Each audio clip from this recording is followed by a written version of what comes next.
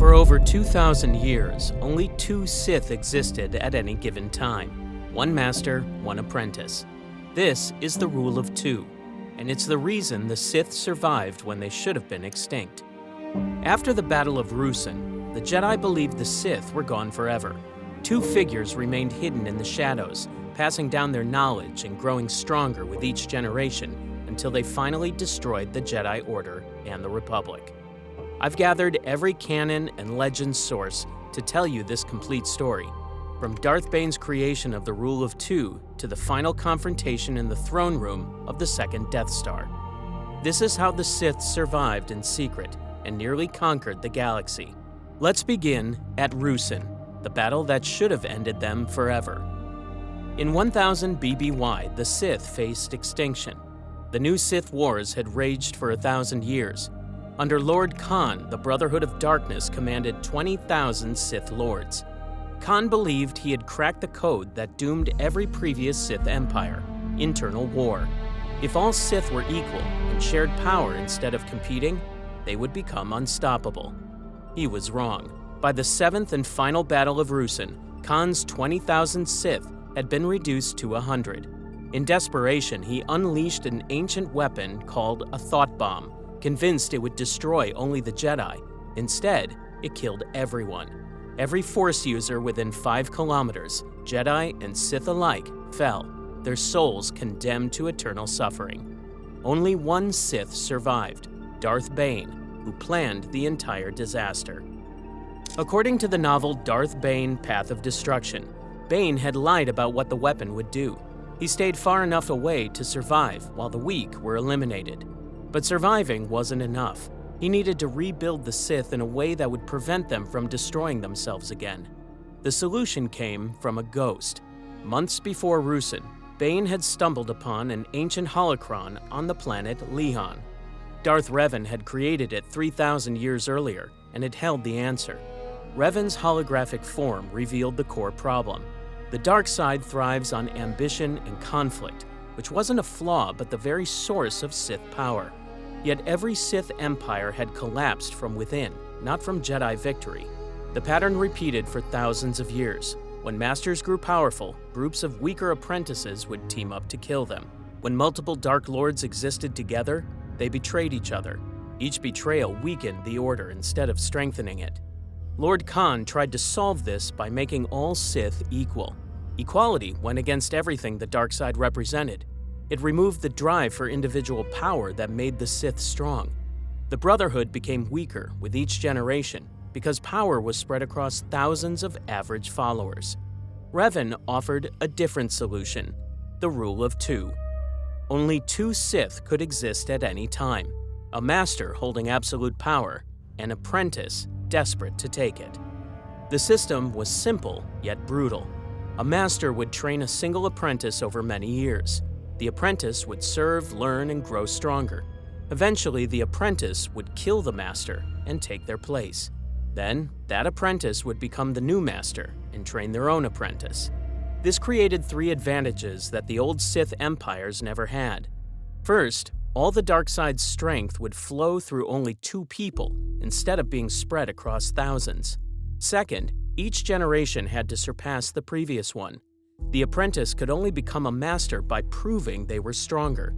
Third, the Jedi would believe the Sith were extinct, letting them hide and grow strong while their enemies stopped looking. If the master was strong enough, the apprentice could never defeat them through training alone. If the master grew weak or lazy, the apprentice would strike them down and prove themselves worthy. Either way, the Sith would always be led by the strongest. Such a theory needed testing, which required Bane, an apprentice. Days after the thought bomb, the Dark Lord walked through Ruusan's forest searching for survivors. A 10-year-old girl named Zannah knelt crying over her dead pet. Nearby, 2 Jedi Knights lay motionless, their necks snapped. The scene told Bane everything he needed to know. The Jedi had killed her companion. In response, she lashed out with pure grief and rage. No training, no technique, just raw power through the Force, and both Jedi were dead. This was exactly what Bane needed: raw power, natural talent, and the ability to kill without hesitation. He questioned her, testing her spirit. She showed no fear and admitted freely to being a killer. When he offered to teach her the ways of the dark side, she accepted without hesitation. In that moment, the child became Zannah, the first apprentice under the rule of two. But Bane claims something else as well. According to the Book of Sith, he proclaimed himself Darth Bane, reclaiming a title that carried centuries of Sith authority. The name symbolized complete transformation, the death of who he had been. Dessel the Minor was gone forever. From then on, every Sith Lord would bear the title of Darth. How Bane trained his apprentice would become the foundation of Sith teaching for a millennium. Their first lessons began as they crossed the battlefield.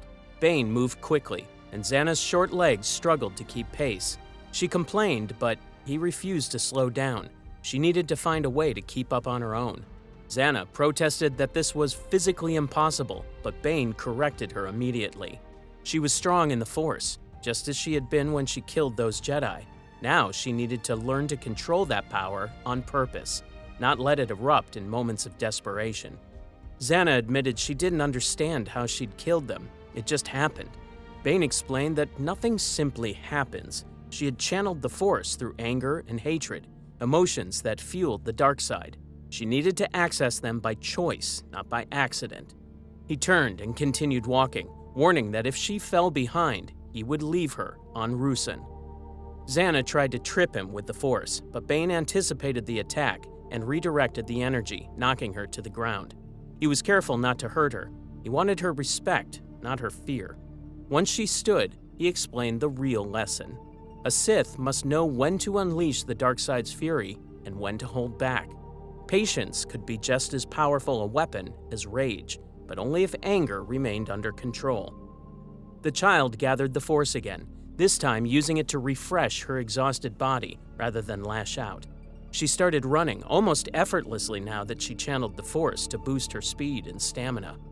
After gathering supplies, the Dark Lord brought Zannah to his ship and told her she wasn't coming with him. The apprentice was shocked, but Bane explained this was part of her training. To understand the dark side, she had to suffer through hardship and struggle. The strength of the dark side comes from within, and she needed to learn to draw on it without him always being there. Zannah challenged him, asking why he was abandoning her when there were always supposed to be two Sith. Bane was pleased she had memorized the lesson, but he pushed further, asking why she had followed him. After careful thought, she answered, to unleash her full potential and learn the ways of the dark side. The Sith Master nodded, then asked what would happen if he had nothing left to teach her. She had no answer. This was when he revealed the ultimate truth of the rule of two. There would come a day when she learned everything he could teach. On that day, she would challenge him for the title of Master, and only one would survive. When her powers surpassed his, he would become expendable. This wasn't betrayal, it was the basic rule of the Sith. The apprentice must eventually surpass and replace the master. His instructions were simple. Reach the planet Onderon in 10 standard days. If she couldn't find a way on her own, she wasn't worthy of being his apprentice, and he would find someone else. Bane climbed into his ship and left, leaving Zannah alone on Ruusan's surface.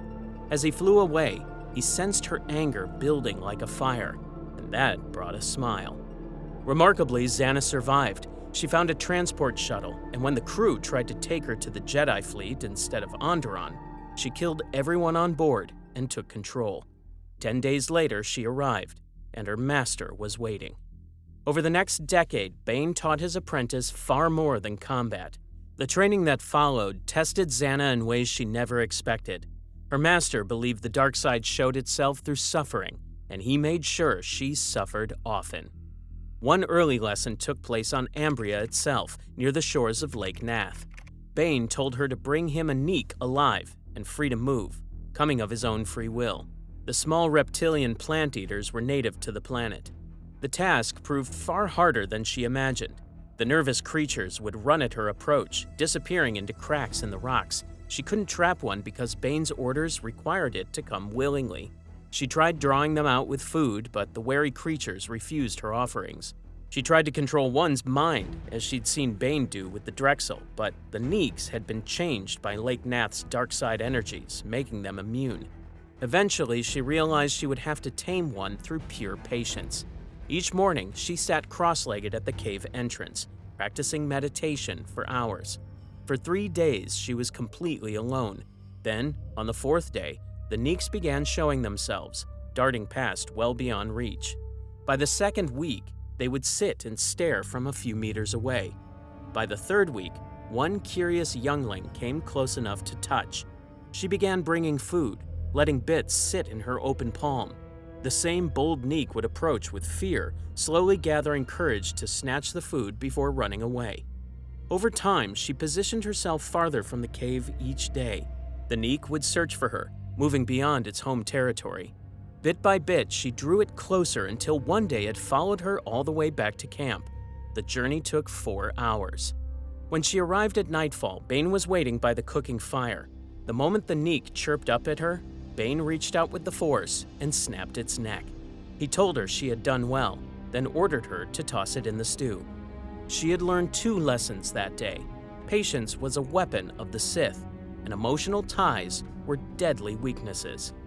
While the Jedi celebrated victory and disbanded their military forces, Bane spent years building a network of spies and informants across hundreds of worlds. He used his wealth to bribe officials and hire agents. None knew that they worked for a Sith Lord. His political manipulation was simple yet effective. He would find radical separatist groups opposing the Republic, then encourage them to strike before they were ready. These groups would fail, but their actions forced the Jedi to waste time putting down rebellions. This kept the Jedi constantly distracted. Zannah learned to play her part perfectly. She would infiltrate organizations, gain trust, and manipulate from within. On one mission to Sereno, she spent months developing a relationship with a revolutionary leader. She fed him ideas he believed were his own, convincing him to kidnap a former chancellor. She knew the mission would fail. That was the point.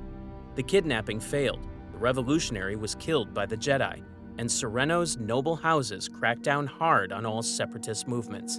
The Jedi believed they had stopped a dangerous threat, never realizing they were manipulated into destroying a movement that might have succeeded if given more time to grow. This was the real power of the Rule of Two, not just physical strength or force abilities, but patience, planning, and the ability to make enemies serve your purposes without them knowing they were being used. 10 years after Ruusan, her master's body was covered with creatures called orbalisks. These armored parasites had latched onto his skin during a mission. Once attached, they couldn't be removed without killing the host. The parasites fed on dark side energy flowing through his body. In return, they provided incredible benefits: rapid healing, enhanced strength, and living armor that could withstand direct lightsaber strikes. The cost was steep. They caused constant pain and made him more aggressive while dulling his strategic thinking. Then came a crisis that would test both master and apprentice. A team of 5 Jedi tracked them to Tython in the deep core. The battle was brutal. The Orbalisk armor protected Bane from dozens of fatal lightsaber strikes. When he tried to kill an Ithorian healer named Waror with Force Lightning, the Jedi created a defensive shield. The lightning became trapped inside, bouncing off energy walls and striking him repeatedly. The electrical energy coursed through his body and the Orbalisks. The parasites absorbed too much energy. They swelled, then burst. When the Orbalisks died, they released toxic chemicals that began dissolving his body at the cellular level. He survived, but barely. His apprentice killed 3 Jedi, while the remaining 2 died when Waror's shield failed. Bane collapsed, his body ravaged by electrical burns and deadly toxins that were slowly killing him. The apprentice faced an impossible choice. According to the Rule of Two, she could let her master die and claim his title, but she wasn't ready. He still had vast knowledge she hadn't learned. If he died now, all that knowledge would die with him, and the Sith Order might not survive. Zannah made her choice by bringing the dying Bane to Ambria, to the camp of a Force-sensitive healer named Caleb. This man had healed her master once before, but when she arrived, he refused. He knew what Bane was. Her cousin Gravid complicated the situation. He believed she could be redeemed and came up with a plan: convince Caleb to heal Bane, but only if she sent a message to the Jedi revealing their location. He believed the Jedi would arrest the weakened Sith Lord, and his cousin would turn from the dark side. She agreed to send the message, and an anonymous communication went to Coruscant stating a Sith Lord was on Ambria, badly injured. Caleb began healing Bane's body, and after several days, his condition stabilized. He would survive. But the Apprentice had never intended to surrender her master to the Jedi. Just before the Jedi arrived, she put her real plan into action. Using Sith sorcery, she attacked Daravid's mind, driving him completely insane. He became a raving lunatic, seeing monsters everywhere. Then she killed Caleb and staged the scene to look like a brutal Sith attack. She gave the insane Daravid a Jedi Master's distinctive golden lightsaber. Then she used an advanced concealment technique to hide herself and the recovering Bane in a small cellar beneath Caleb's shack. The dark side trick masked their presence completely. Upon the Jedi strike team's arrival, they found exactly what she had arranged: Caleb's corpse, a raving madman wielding a Jedi lightsaber, and 5 lightsaber hilts as trophies from the Jedi who died on Tython. The Jedi Master leading the team quickly pieced together what he believed happened. He concluded the young man was the Sith Lord who had killed the others. When Daravid attacked in his insanity, the Jedi cut him down in seconds. Master Thonatu reported back to the Jedi Council with complete confidence. The last Sith Lord had been killed on Ambria. The Sith Order was extinct. The Jedi never thought to check beneath the sleeping mat. They never noticed the trapdoor. They never sensed the 2 Sith hiding meters below their feet, completely concealed by sorcery. 3 days after the Jedi left, the Apprentice repaired their ship and loaded her master aboard. When Bane woke up, he was initially furious. He accused Zannah of betraying him by sending that message to the Jedi. As she calmly explained what she actually did, how she manipulated everyone, eliminated all witnesses while the Sith operated unseen. Distinct, Bane's anger faded. He recognized the brilliance of her plan. She had saved his life while securing the most valuable thing the Sith possessed: complete secrecy. But the Apprentice wasn't content with simple praise. She reminded him he still had much to teach, making clear she intended to absorb everything he knew. Once he was no longer useful, she would destroy him. She stated it directly. One day, she would surpass him and kill him to claim the title of Sith Master. That day had not yet arrived. Her master saw the truth in her words. He approved of her ambition because it proved she truly embraced the Sith philosophy. Only the stronger would survive that confrontation. This was the rule of 2 working exactly as Darth Revan envisioned. The Sith had survived their greatest crisis. The Jedi believed them extinct. In the shadows, Darth Bane and Darth Zannah continued preparing for a war that would take 1,000 years to win. 20 years later, in 980 BBY, the rule of 2 faced a test that challenged its very foundation. As chronicled in the Darth Bane Dynasty of Evil novel, 2 decades after Ambria, Bane's body was failing. Decades of channeling dark side power took their toll. His left hand developed an uncontrollable tremor. This should have been the natural order. The Master weakens, the Apprentice challenges, the stronger survives. The Sith grow more powerful. Bane discovered something that made him question everything he had built. On the deep core world of Plagueis, he found Darth Andedu's holocron, an artifact containing the secret of essence transfer. This ritual would let a Sith abandon their dying body and transfer their consciousness into a new vessel. It was the secret of eternal life, and he wanted it. This was the ultimate betrayal of his own philosophy. By seeking immortality, the Master was trying to cheat the system he created. The Apprentice was supposed to replace the Master. That's how the Sith grew stronger. If the Master never died, the rule of 2 became meaningless.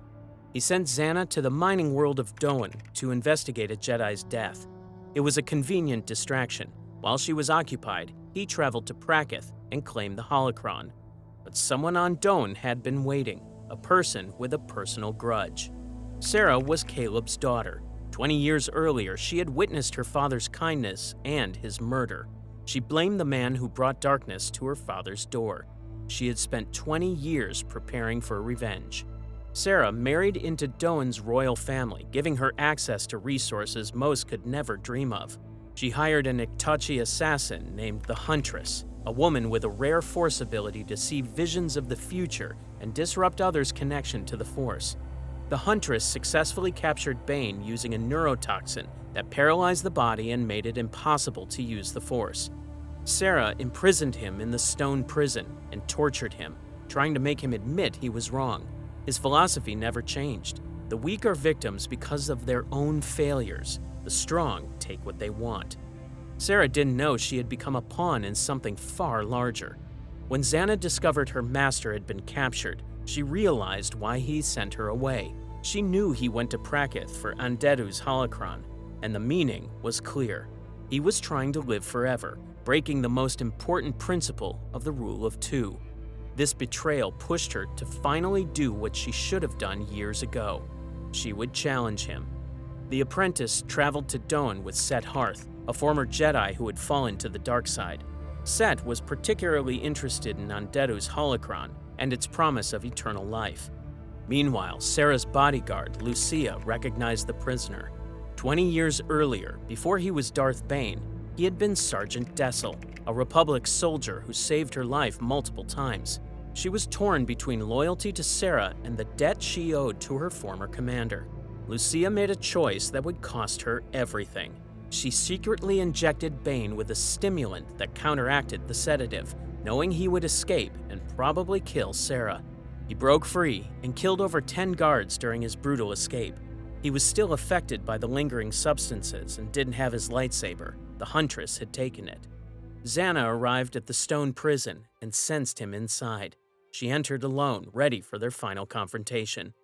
Sarah, who realized Bane had escaped, prompted her to activate the self-destruct sequence. This gave everyone only 5 minutes to escape. 3 separate confrontations unfolded at once in the collapsing prison. Bane encountered Lucia in the hallways, and she begged him to spare Lucia's life. He rejected his past identity completely, feeling no pity, gratitude, or regret.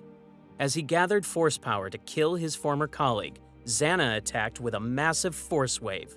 Bane shielded himself, but Lucia, who had no force abilities, was thrown violently against the walls and killed instantly. Her body tumbled 30 meters down the corridor.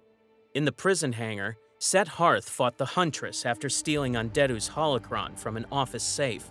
As the self-destruct countdown continued, he destroyed 2 shuttles and threatened to trap them both unless she let him leave. The Huntress agreed, and Set escaped with the stolen holocron. Sarah pressed the confirmation button and escaped as the stone prison began its collapse.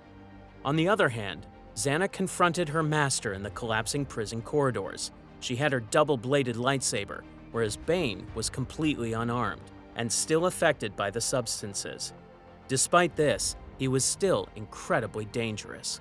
The prison collapsed around them as they fought. The Apprentice used Sith sorcery, creating mental attacks from his repressed memories, but he had conquered those fears decades ago.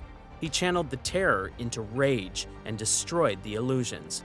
Then she tried something different, drawing dark side power from the prison itself.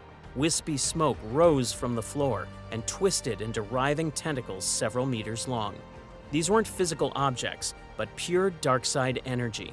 His lightsaber passed through them with no effect. Once a tendril brushed his shoulder, his clothes and a chunk of flesh simply dissolved. The pain was worse than anything he had experienced. It wasn't just physical pain, it was the empty chill of the void itself, the horror of absolute nothingness. Zannah was vulnerable while maintaining the tendrils. The effort pushed her force abilities to their absolute limit, slowing her reactions. This allowed Bane to charge directly at her, weaving between the tendrils. His leg sweep took her feet out, and as she fell, he grabbed the double-bladed weapon from her grasp. She was now unarmed and helpless at his feet. As he raised his arm for the killing blow, one of her darkside tendrils intercepted mid-swing and wrapped around his elbow. His entire forearm dissolved instantly, and the severed arm fell to the ground. The pain was so intense that he couldn't scream. Immediately, he collapsed and everything went black. In his last moment, he reached out with his remaining hand and clutched Zannah's wrist. With his last act, he invoked the ritual of essence transfer. The ritual works at the speed of thought. Bane's physical body was consumed by heat and reduced to ashes in a fraction of a second. His consciousness was no longer in his body. Suddenly, the Dark Lord was aware of his surroundings through Zannah's senses. He could see with her eyes, hear with her ears, and feel through her skin. However, his apprentice was still there too. When she screamed in horror, he screamed with her. The black tendrils vanished as Zannah's concentration shattered. Their two identities locked together inside her mind, fighting for possession of her body. Bane sought to erase all trace of her identity, while Zannah sought to cast him down into nothingness. They were evenly matched, neither gaining ground, until suddenly it was over. The Huntress, who had become Darth Cognus, watched from a safe distance. She had witnessed the entire battle and saw Bane's arms severed. Then came a flash of light so bright she had to close her eyes. When she looked back, Bane's body was gone, just a pile of ash. The blonde woman was still on the ground, dazed but alive. There was only one place his consciousness could have gone, into the woman. Zannah shifted and rose slowly, moving awkwardly as if unfamiliar with her own body. She shook her head, stood straight, and fixed Cognus with a cold stare. Cognus asked whether this was Lord Bane standing before her. The woman replied that Bane was gone, identifying herself as Darth Zannah, the new Dark Lord of the Sith and Cognus's new master. As Cognus dropped to one knee, Zannah explained that Bane had given her the name Cognus, meaning knowledge and the ability to see the future. She would teach her the rule of two and the ways of the Sith. The new Sith Master walked over to pick up her lightsaber and told Cognus to take Bane's curved hilt weapon. She stood with her back to Cognus, staring across the desert. She spoke about Bane's legacy, about how she was now the Master and Cognus her successor. She explained that one day, Cognus would face her just as she faced Bane, and only one would survive. This was the way of their order. An individual may die, yet the Sith are eternal. Cognus couldn't help noticing one detail. As the woman was speaking, she was continually clenching and unclenching the fingers of her left hand. Before, she observed Bane's tremor had been in his left hand. The novel Darth Bane, Dynasty of Evil ends without a clear answer, never revealing whether Zannah's consciousness survived or whether Bane successfully possessed her body. It doesn't matter, because the Sith Order continues either way, and the rule of two is preserved regardless of the outcome. What we know for certain, Darth Cognus became the new apprentice. The person in Zannah's body became the new master. Together, they fled as the stone prison collapsed. The Jedi believed the Sith were extinct. They were wrong. That mistake would cost the galaxy everything. As an Iktachi, Cognus had natural precognition. This means she could glimpse possible futures before they arrived and sense danger through the Force. More unusually, she had the rare ability to disrupt the Force connections of others. When she attacked, Force users found it nearly impossible to defend themselves. The apprentice learned the ways of the rule of two from her master. She studied in secret, building power slowly while the galaxy remained ignorant of the Sith's survival. The Legends sources never revealed how she challenged Zannah for the title of Sith Master, but she eventually succeeded and needed to find an apprentice worthy of continuing Bane's legacy. She found a three-eyed mutant with extraordinary abilities. The apprentice Cognus chose had rare gifts. Like herself, he could see glimpses of the future through the Force. As his master, she gave him the Darth title, Millennial. Millennial had a serious problem with everything Bane built. He looked at the Sith Order, limited to only 2 members and hiding in the shadows for generations, and questioned whether this approach actually made them stronger. He believed Darth Khan's Brotherhood of Darkness had the right idea: rule by the strong. Many powerful Sith working together instead of just 2. The apprentice became increasingly vocal about these doubts, questioning the rule of 2 repeatedly. His master recognized the danger. An apprentice who rejected the rule of 2 was no apprentice at all. The relationship between them deteriorated until he barely escaped her wrath, fleeing to the planet Dromund Kaas, deep in the unknown regions. In a Legends article entitled "Evil Never Dies," it was revealed that he created something new. He developed a religion he called the Dark Force, proclaiming himself a prophet chosen by the Force itself. He founded the Prophets of the Dark Side, attracting followers who believed in his vision of rule by the strong rather than rule of two. By rejecting the rule of two, he had separated himself from Bane's succession. He was no longer part of the true Sith lineage. For this reason, Cognus took a second apprentice. That apprentice's name has never been recorded. The details of her later years and eventual death remain unknown, but the Sith lineage continued through her. What happened in the centuries after Cognus is mostly unknown. Around 533 BBY, a new threat to the rule of two emerged. This threat came not from a renegade apprentice who rejected Bane's teachings. It came from a master who believed he could perfect them by blending the light side and the dark side together. His name was Darth Gravid. In the novel Darth Plagueis, Gravid was a human Sith Lord whose reign was brief, though the damage he caused would affect the Sith Order for centuries. He became convinced that total commitment to the dark side would sentence the Sith Order to eventual defeat. He tried to introduce Jedi selflessness and compassion into his Sith teachings, attempting to blend light and dark into something new. Unfortunately, the human mind was never meant to use both sides of the Force. Gravid was driven increasingly mad by his attempts to merge the two opposing philosophies. His sanity fell apart as he tried to hold contradictory beliefs at the same time. In his deteriorating mental state, the Sith Lord became convinced that the Sith Order's accumulated knowledge was itself the problem. The texts, holocrons, and treatises that had been passed down through the generations now seemed to him like obstacles to enlightenment rather than tools for power. He decided they all needed to be destroyed. Gravid locked himself with his Twi'lek apprentice, Geen, inside a fortress on the planet Jaguada. He raised force fields to prevent interference. Then he began systematically destroying the Sith archives. The destruction was massive. Gravid succeeded in destroying more than half the repository of artifacts before his apprentice could intervene, burning texts and shattering holocrons until centuries of accumulated Sith wisdom vanished. Geen saw what her master could not. Showing incredible will and courage, she managed to get through the force fields. The duel ended with the apprentice killing her master with her bare hands. The cost of victory was terrible. She lost her arm, shoulder, and the entire left side of her face and chest in the battle. She became the new Dark Lady of the Sith, though her body was shattered and she would spend the rest of her life dependent on prosthetics. But she accomplished what mattered most. The Sith Order survived. The damage her former master inflicted on Sith knowledge could never be fully repaired.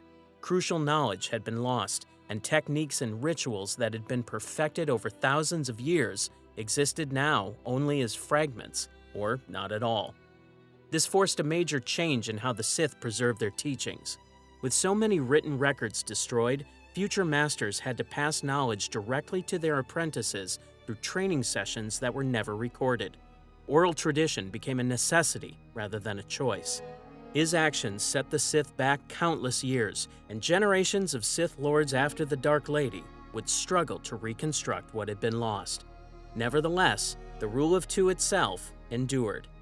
She proved that sometimes the apprentice must strike not from ambition, but from necessity, not to seize power, but to save the Order itself.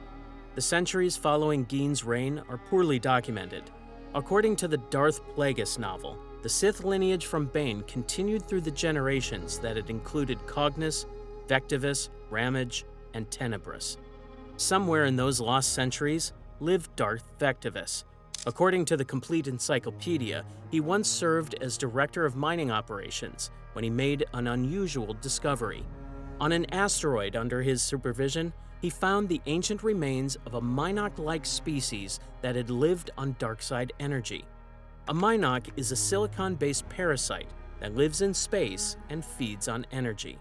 The man fell prey to those dark-side energies himself. He became a Sith Lord, and took the name Darth Vectivus. What makes him remarkable among Sith Lords is not what he did, but what he didn't do. Vectivus did not conquer star systems and wipe out entire populations. He came into his power having led a fairly normal life as a successful businessman. He simply used his power to build a successful and vast fortune before and after becoming a Sith Lord. Even more unusually, Vectivus died of old age. This is almost unheard of for a Sith Lord. The rule of two demanded that the apprentice eventually kill the master. The sources indicate he lived out his natural lifespan, surrounded by friends and family, before dying of old age. This was almost unheard of for a Sith Lord. The rule of two demanded that the apprentice eventually kill the master. Vectivus proved the rule of two could accommodate different approaches to power.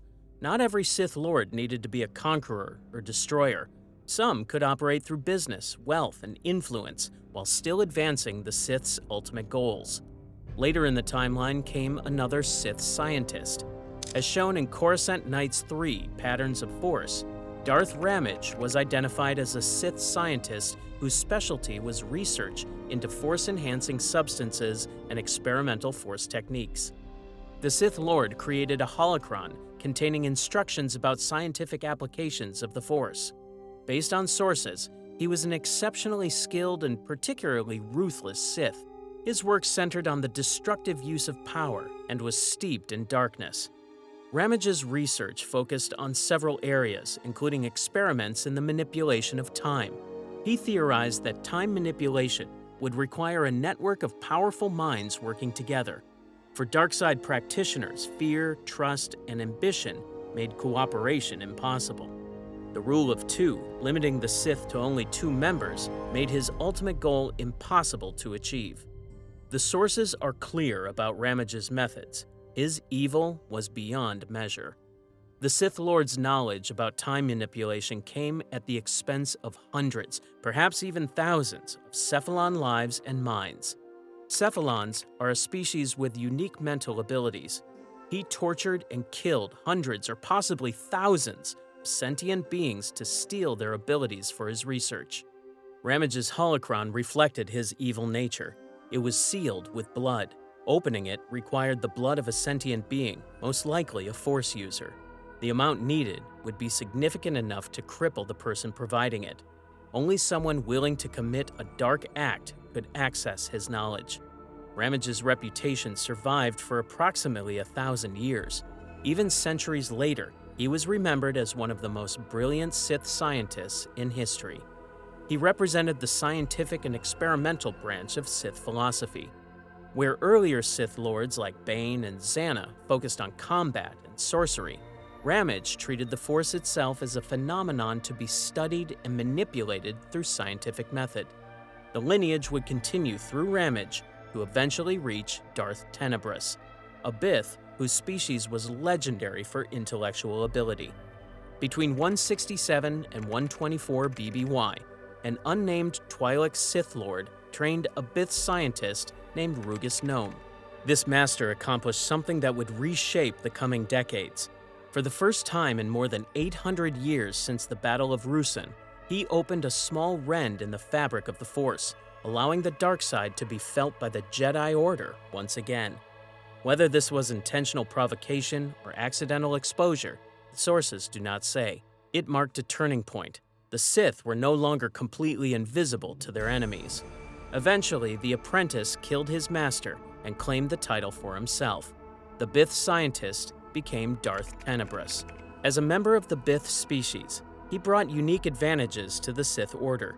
The Bith were legendary for their intellectual ability. Their massive heads housed brains of extraordinary size and processing power.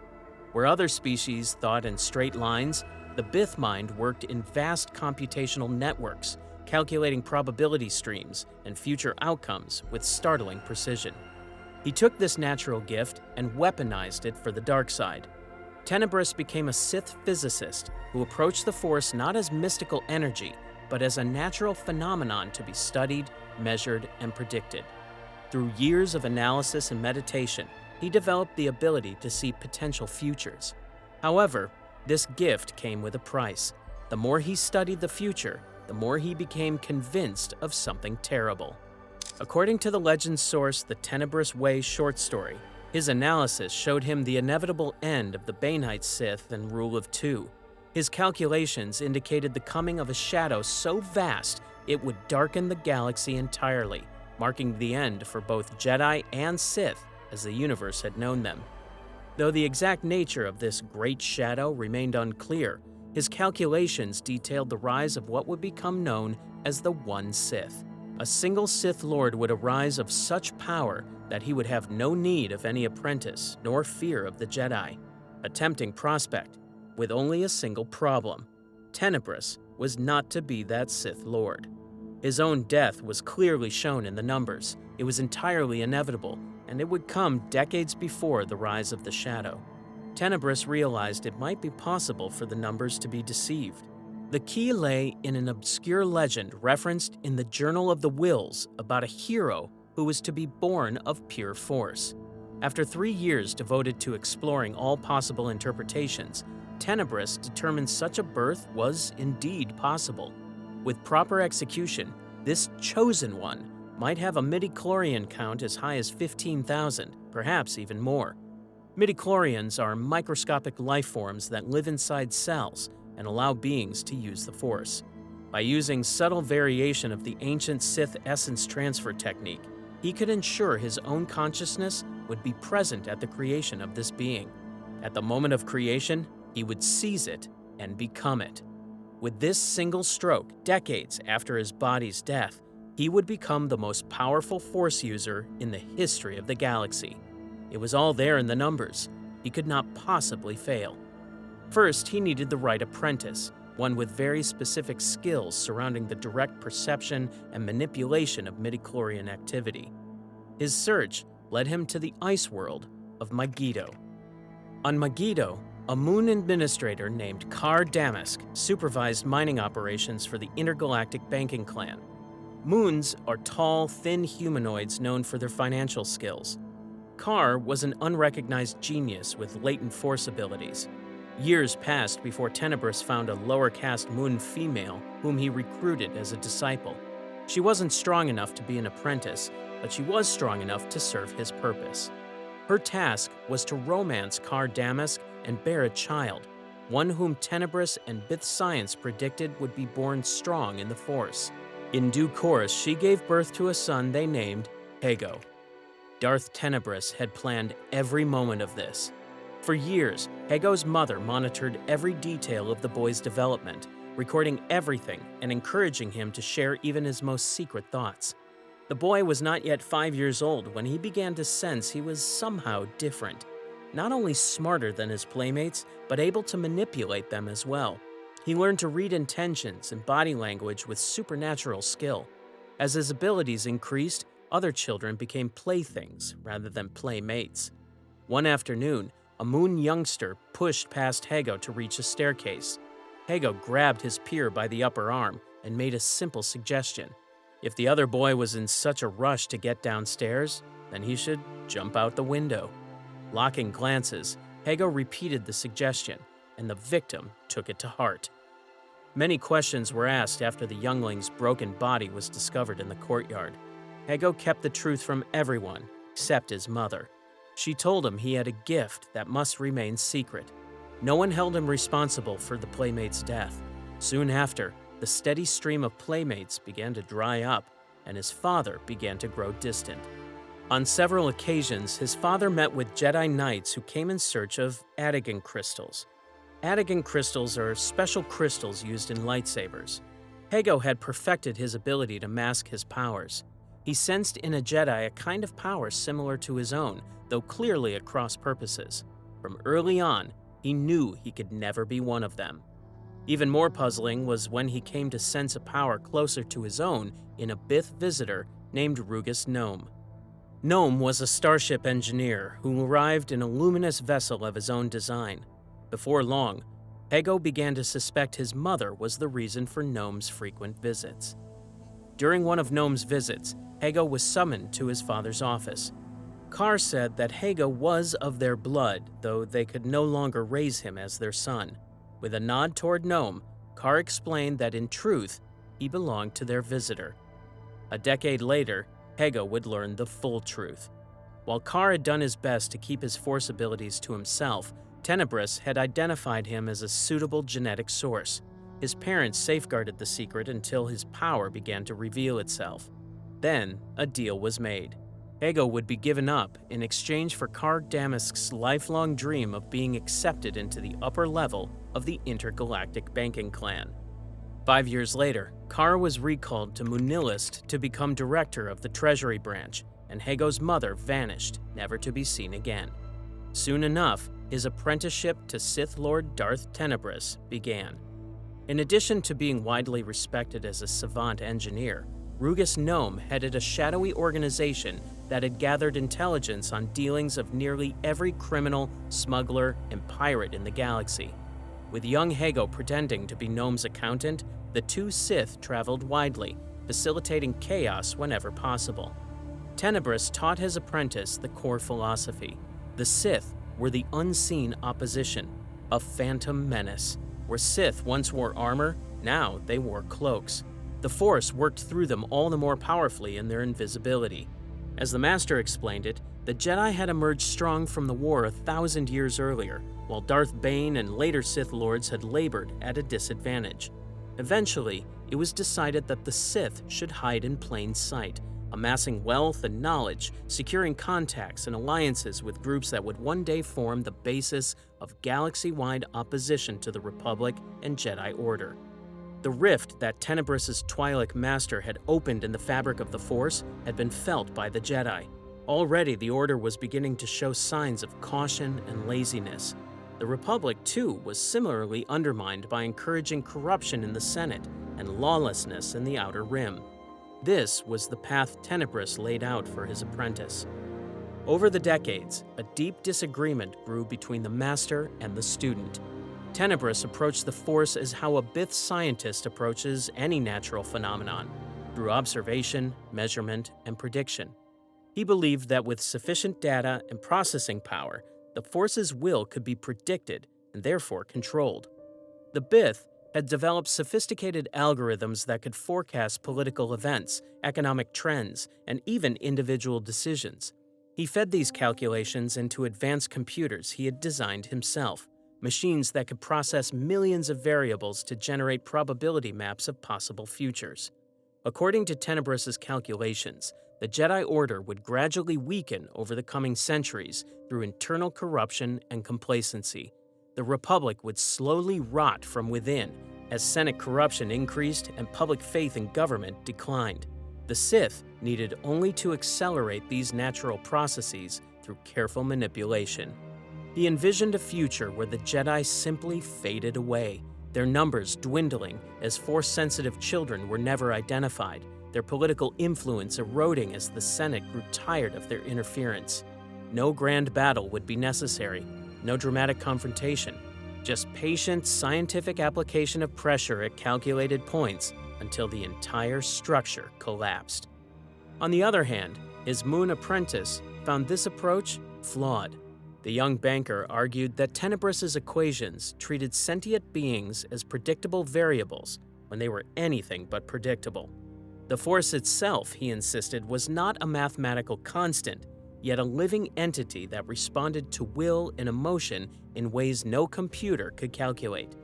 Where Tenebris saw the Jedi as a slowly declining organization that could be dismantled through economic and political pressure, his apprentice saw them as an active threat requiring direct confrontation. The Jedi would not simply fade away. They would fight. They would adapt. Any plan that assumed otherwise was dangerously naive. The Moon believed the Force did play games of chance with the galaxy, that randomness and chaos were as much a part of the dark side's nature as order and control. Trying to reduce everything to equations ignored the essential truth. Power came not from prediction, but from the willingness to seize opportunities when they arose, regardless of what calculations suggested. Tenebris dismissed these arguments as the impulsiveness of youth. For him, his apprentice had not yet developed the patience to see how seemingly random events were actually part of larger patterns. Given time, the Moon would understand that the Force's apparent chaos was simply complexity beyond his current ability to calculate. This disagreement would never be resolved. Tenebris would die believing his apprentice lacked vision. His apprentice would build an empire, believing his master had lacked the courage to truly seize power when the moment demanded it. The shadow Tenebris had foreseen remained a mystery.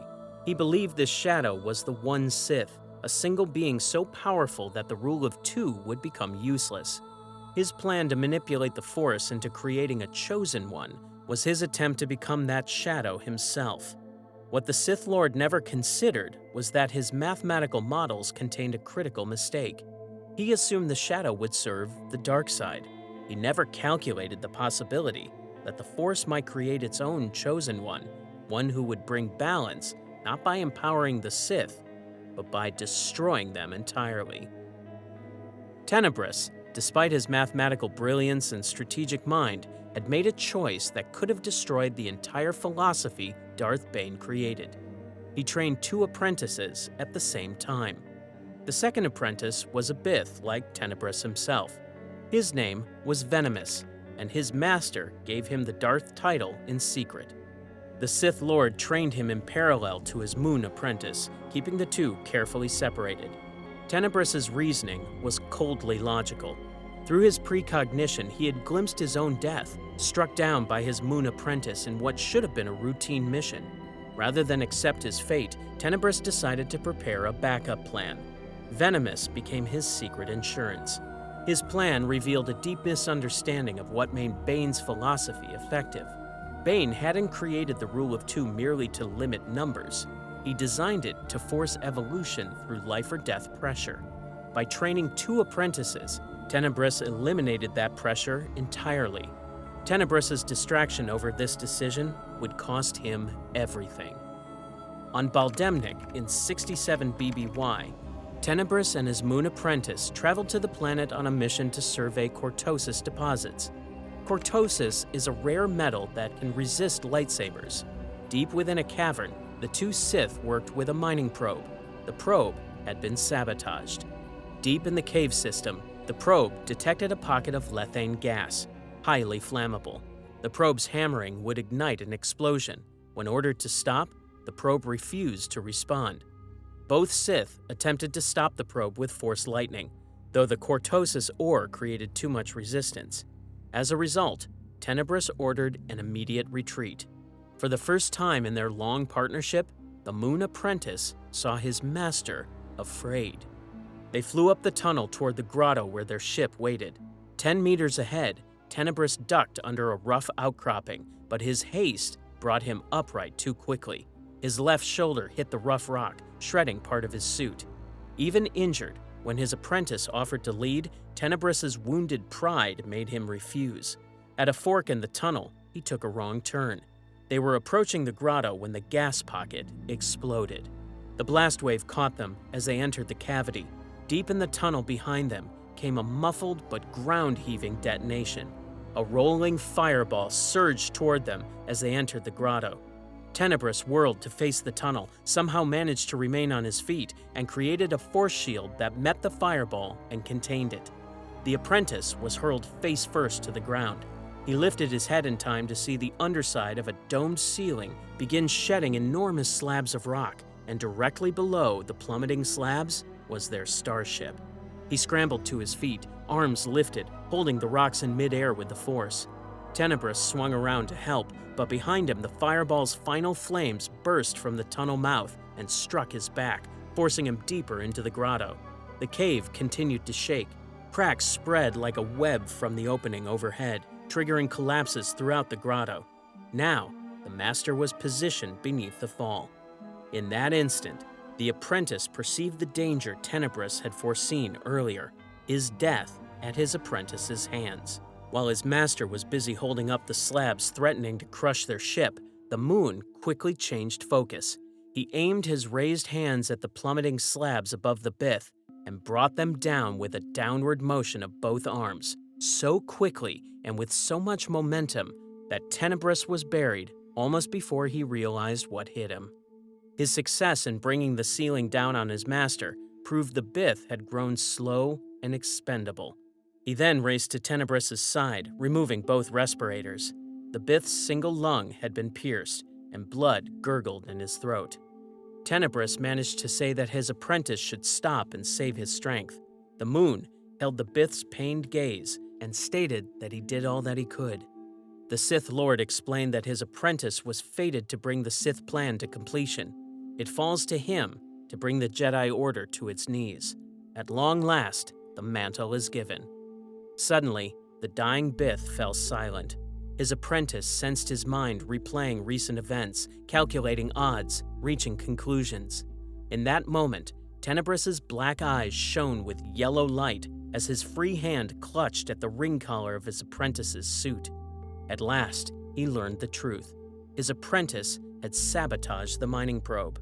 The explosion, the cave-in, his positioning beneath the falling rocks, none of it had been an accident. His own student had planned his death. The moon pried the Bith's thin hand from the fabric and grinned faintly. His apprentice explained that Tenebris should go to his grave, knowing he was the last of the old order, the rule of two as Bane intended. The new order would begin now and remain under his control for 1,000 years. He had no intention of being killed by his own apprentice someday. Tenebris coughed spittle and blood, then acknowledged his apprentice's victory for the last time, praising the skillful use of surprise and misdirection. With a chopping motion of his left hand, the student broke his master's neck. Tenebris was paralyzed and unconscious, but not yet dead. The moon had no interest in saving him, only in observing the behavior of the Bith's midichlorians as life faded. The moon's name was Hago Damask, and he would be known to history as Darth Plagueis. Darth Plagueis was different from every Sith Lord who came before him. Where others sought power through conquest or political control, the Moon Banker pursued something far more ambitious. He wanted to control life itself. As chronicled in the Legends source Darth Plagueis novel, the Moon Banker known as Hago Damask lived 2 lives. To the galaxy, he was one of the wealthiest beings in the known systems, chairman of Damask Holdings, who reshaped entire economies. To the Jedi Order, he was simply another powerful corporate figure. Beneath this facade existed something far more dangerous. Plagueis had discovered what ancient Sith texts only hinted at. Midichlorians could be manipulated directly. If successful, this knowledge would grant the ability to create life from nothing and prevent death entirely. Such experiments required resources, secrecy, and time. Therefore, he established his primary facility on Ambria, a remote island on Munilist. Protected by Sun Guard mercenaries, the facility contained a medical laboratory, a vast library, and holding cells for experimental subjects. Shortly after killing Tenebris, Plagueis discovered a problem. His former master had been training a second apprentice in secret, a Bith named Venomous. This broke the rule of 2 completely. When the two met, Plagueis attacked without warning. The moon manipulated Venomous's own midichlorians against him, and the Bith collapsed unconscious within moments. Plagueis could have killed him, but the moon saw an opportunity instead. Venomous represented a perfect test subject. Plagueis had the unconscious Bith transported to Ambria and placed in a Bacta tank, a healing liquid. For over a decade, Venomous would serve as the moon's living laboratory. The experiments Plagueis conducted on Venomous yielded remarkable insights into the nature of life itself.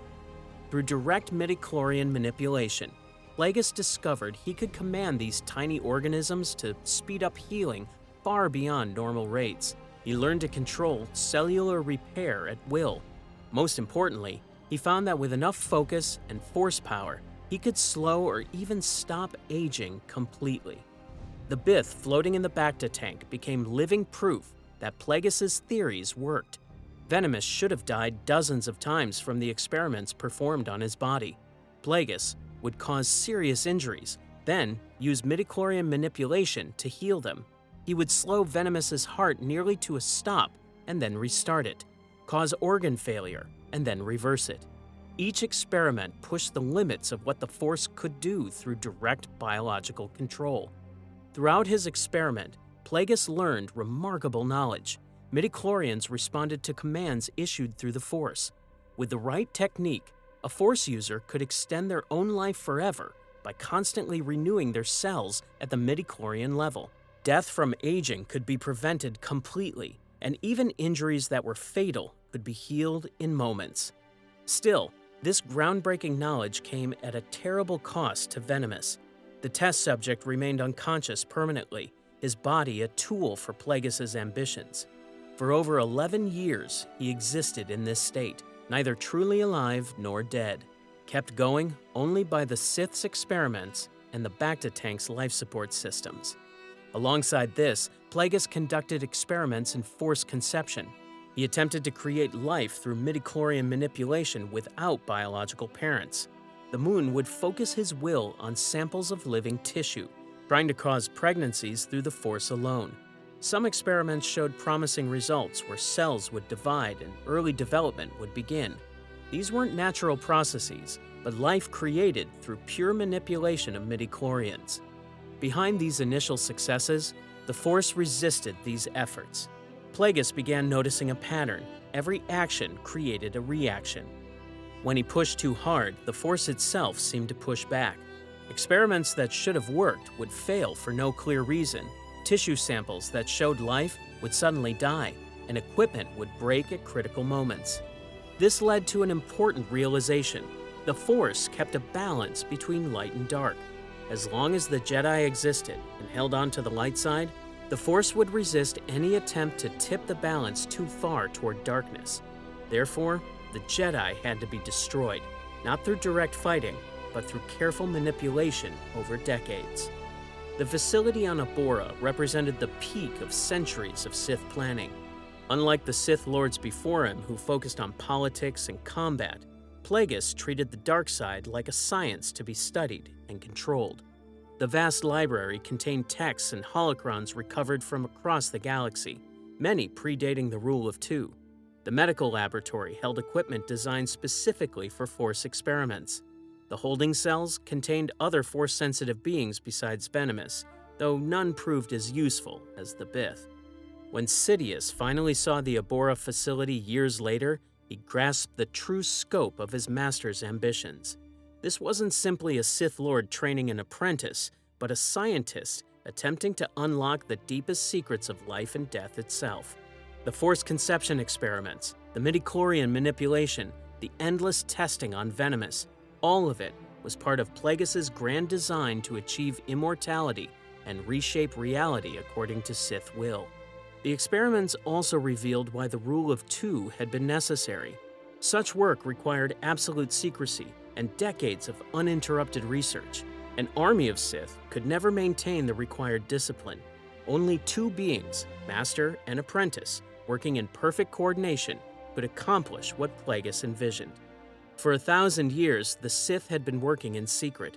Each generation added to this plan, infiltrating governments and corporations, manipulating trade routes, and creating resentment between the core worlds and the Outer Rim. By the time Plagueis became a Dark Lord, the Republic was already weakened from within. Plagueis determined that two things remained necessary. First, the Sith needed a human face in the political arena. Only a human could rise to Supreme Chancellor, given the species bias dominating Coruscant. This human would need to be brilliant, charismatic, and utterly ruthless. Second, the Sith needed to engineer a crisis large enough to justify creating an army. In 65 BBY, on the peaceful world of Naboo, Plagueis found what he was looking for: a 17-year-old human named Palpatine, the eldest son of a noble house. On the surface, the teen seemed unremarkable, but the Dark Lords sensed something others missed. The young human had an extraordinarily high midichlorian count and radiated a darkness that he himself didn't fully understand. Without wasting any time, the Moon arranged to meet the young human. Their first conversation lasted only minutes, but Plagueis probed gently with the Force. This human had raw power that rivaled any Force-sensitive being he had encountered, and showed remarkable control for someone with no training. Plagueis began a careful campaign, positioning himself as a mentor figure who could guide Palpatine's political ambitions. Their conversations ranged from politics to philosophy to the nature of power itself. The Sith Lord never mentioned the Force directly, but simply encouraged Palpatine to embrace his true nature. The transformation happened faster than expected. Within a year, Palpatine's relationship with his family had fallen apart completely. His father, Kosinga, arranged to have his son removed from the university and transported to Chamel Minor, where he would live under supervision. The confrontation occurred aboard the family starship. Kosinga revealed his plan to essentially imprison his son, and an argument erupted. Palpatine's father called him a disappointment and admitted he'd wanted to kill the boy from birth. His son's response was quiet but final. The walls he'd built around his power for 17 years suddenly collapsed. What happened next was pure violence. Palpatine unleashed the full fury of the dark side for the first time. The Force exploded outward from him, buckling bulkheads and hurling his father against walls with bone-breaking force. His mother and siblings died as the ship's structure warped around them. When the massacre ended, 6 people lay dead. The young human had killed his entire family with his mind and his bare hands. Following this, he contacted Darth Plagueis, who immediately sent Sun Guard mercenaries to destroy all evidence. The bodies were disposed of in deep space, and Palpatine was quietly returned with the perfect alibi. Plagueis knew what the massacre truly meant. The dark side had claimed the young man completely. He had crossed a line that could never be uncrossed. This was exactly the test Plagueis had been waiting for. Now the time had come to reveal the truth. The Sith Lord arranged another meeting, though the conversation began with Palpatine's anger as he accused the moon of manipulating him. Plagueis didn't deny it, but calmly explained that manipulation was necessary. Then, the moon told him about the Sith, explaining that they were the true inheritors of the Force. He described the ancient conflict and revealed that the Sith had been operating in secret for 1,000 years, carefully manipulating galactic events toward a single goal: the complete destruction of the Jedi Order and the Republic they served. Palpatine listened in stunned silence as everything suddenly made sense. Plagueis was offering him something no one else could: a chance to reshape the galaxy itself. Without hesitation, Palpatine knelt before the moon and spoke the words that bound him to the Sith Order. Plagueis placed his hand on the young human's head and completed the ritual. From that day forward, he would be known as Darth Sidious. The education began and continued for the next 11 years. The Sith Master took his apprentice to dozens of worlds, and the training was brutal by design. He believed the dark side revealed itself only to those who truly suffered. The lessons extended beyond physical conditioning. The Master taught his apprentice to see every living being as either a tool or an obstacle. Sidious learned to manipulate others through their emotions, studied politics and economics, and practiced hiding his true nature. The relationship between them evolved during these years. The Elder Sith avoided the traditional approach of withholding knowledge. He shared freely and encouraged his student to question him because he wanted a true partner rather than a resentful subordinate. This openness served a practical purpose. The Master knew his experiments were dangerous, and having a powerful apprentice provided insurance. If something happened during his experiments, his student could continue the work. By 54 BBY, the young Sith had transformed completely. His control over the Force had grown massively, and most impressively, he had mastered the art of concealment. No Jedi who met him ever sensed the darkness beneath his civilized exterior. Meanwhile, the political pieces continued moving into position. Senator Vidar Kim represented Naboo in the Galactic Senate until tragedy struck. His family died in a suspicious speeder crash carried out through intermediaries. The Millennium assassins struck while Kim was traveling, killing the senator instantly. Before Kim's son, Ronar, a Jedi Knight, could question her, the Millennium killed herself with poison. Within weeks, the young politician was appointed to represent Naboo. At 28 years old, he became one of the youngest senators in the Republic's history. The appointment brought Sidious to Coruscant permanently. His public persona maintained the image of an idealistic young senator while he studied the Senate's weaknesses and assembled a network of supporters. Then came a crisis that would test everything. Senator Pax's team and the Grand Protectorate suspected the Naboo senator worked directly for Hago Damask. Team's agents lured him into a trap and transported him to an abandoned factory, intending to send a message by killing him. The Sith apprentice remained calm throughout. Before he could act, Sun Guard mercenaries crashed through the window. His master had been monitoring the situation from the beginning and had dangled him as bait on purpose. It was another test. The revenge was swift. The young Sith took his master's lightsaber and traveled to the Malastare embassy, moving through the building systematically. Every guard died within seconds. By the time he reached the banquet hall where Pax's team and the senior Grand officials had gathered, dozens of corpses littered the building. Something else happened that night. While Sidious dealt with the Grand, his master had been attending an initiation ceremony that became an ambush. The hooded members were actually Maladian assassins in disguise. A blade caught the Moon in the side of the neck, taking away a large chunk of jawbone and cutting his windpipe.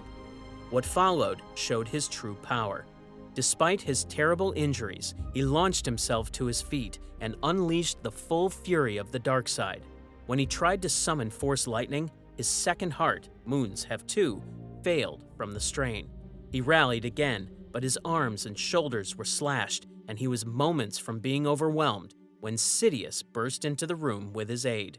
Together, they brought swift death to the remaining assassins.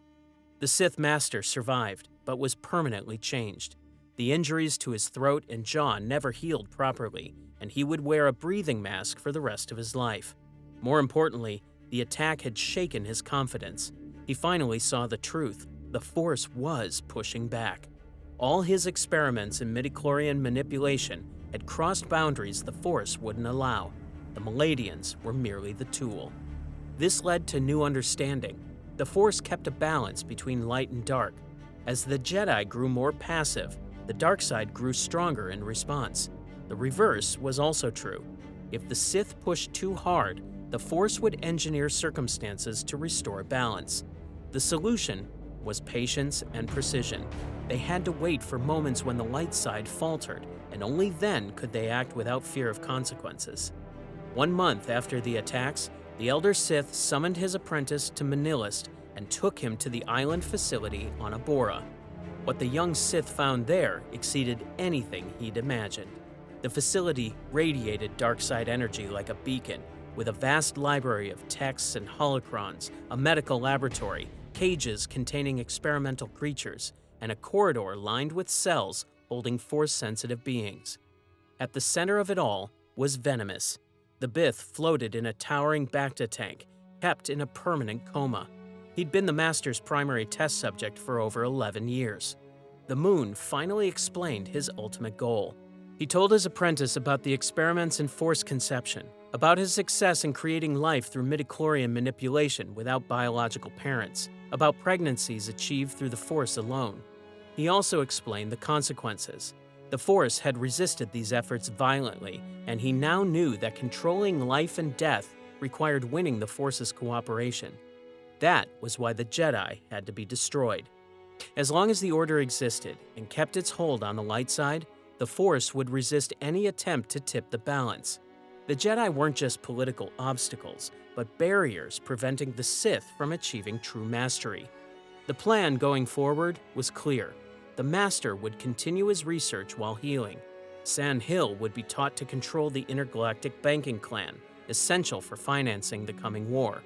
The Sith would begin funding weapons makers and encouraging conflicts in the Outer Rim. Sidious would serve as the blade driven through the heart of the Senate, while his master would serve as the guide from the shadows. Together, they would be partners working toward a shared goal. The Elder Sith had no intention of training a successor who would eventually kill him. His goal was immortality. Through midichlorian manipulation, they would keep each other alive forever. They would command the Force itself and extend their reign without end. The rule of two would end with them, not because one would kill the other, but because death itself would be conquered. The years that followed tested this vision in ways neither Sith Lord expected. While traveling through the Outer Rim on business, Sidious visited the planet Dathomir. In a settlement market, he encountered a Night Sister who carried a humanoid infant.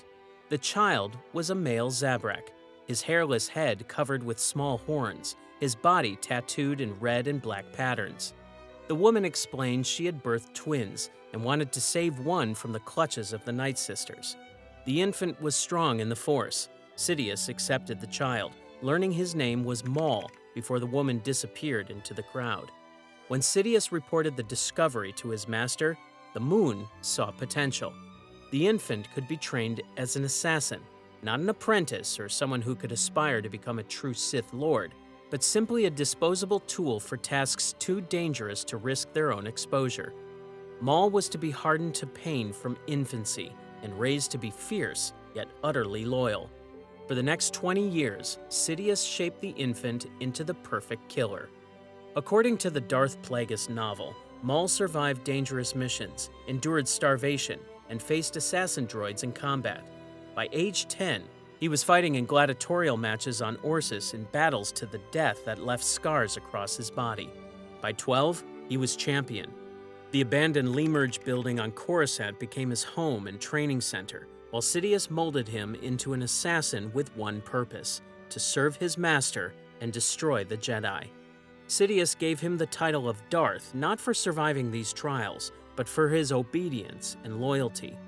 Palpatine's political career flourished during these years, as he became known as a voice for reform.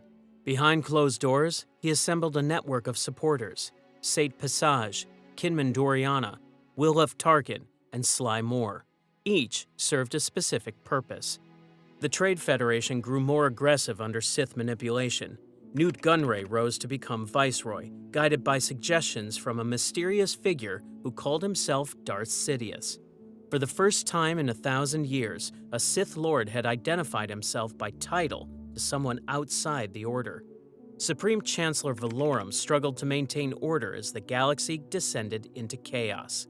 His administration became caught up in scandal, most of which had been carefully planted by Sith agents. Then, the Naboo crisis occurred. The Trade Federation, following Sidious's orders, imposed a blockade around the peaceful planet. Queen Amidala found herself trapped between corporate greed and senatorial incompetence. In an attempt to negotiate, Valorum secretly sent two Jedi, Qui-Gon Jinn and his Padawan, Obi-Wan Kenobi. However, their presence complicated everything. When Sidious ordered the Neimoidians to kill the Jedi, they panicked and launched a full invasion ahead of schedule. Amidala escaped with the Jedi's help, though her ship was damaged and forced to land on Tatooine for repairs. There, Qui-Gon encountered a 9-year-old slave boy named Anakin Skywalker. The boy had remarkable abilities, and most importantly, his midichlorian count was higher than any Jedi had ever recorded. The Jedi Master became convinced the boy was the chosen one spoken of in ancient prophecy. Back on Coruscant, the Sith Master monitoring events felt a chill when he learned about the boy. He stretched out with the Force and received a vision of overwhelming power, fierce battles, clashing lightsabers, a black-helmeted cyborg rising from an operating table. This child would change the course of history unless Qui-Gon Jinn died before he could train the boy. Therefore, Sidious sent Maul to Tatooine to kill the Jedi and capture the Queen. Once the Zabrak assassin confronted Qui-Gon in the desert and ignited his red-bladed lightsaber, the brief duel that followed ended with the Queen's ship escaping. But the damage was done. Maul had been revealed as a Sith, and the Jedi now knew their ancient enemy had returned. Amidala traveled to Coruscant to plead for help. Palpatine, playing his role perfectly, filled her heads with doubts about Valorum's competence and suggested that only a vote of no confidence could save her planet. When Amidala addressed the Senate and called for Valorum's removal, chaos erupted. Palpatine's name was placed in nomination for Supreme Chancellor. With the political wheels in motion, Amidala returned to Naboo to fight for her world. She formed an alliance with the Gungans and launched a desperate battle. As shown in the canon source Star Wars Episode I: The Phantom Menace, Qui-Gon Jinn and Obi-Wan Kenobi joined the palace assault, and encountered Darth Maul in the hangar bay. The battle reached its climax in the generator room, where Maul used a force push to separate the two Jedi. The Padawan found himself trapped behind an energy barrier, forced to watch helplessly as Qui-Gon faced the Sith assassin alone. In a moment of opening, Maul drove his lightsaber through Qui-Gon's torso, and the Jedi Master fell, mortally wounded. Victory made Maul careless. By the time the barriers cycled open, Obi-Wan attacked with fury born of grief. The young Padawan managed to disarm his opponent, but that moment of hesitation was Maul's undoing.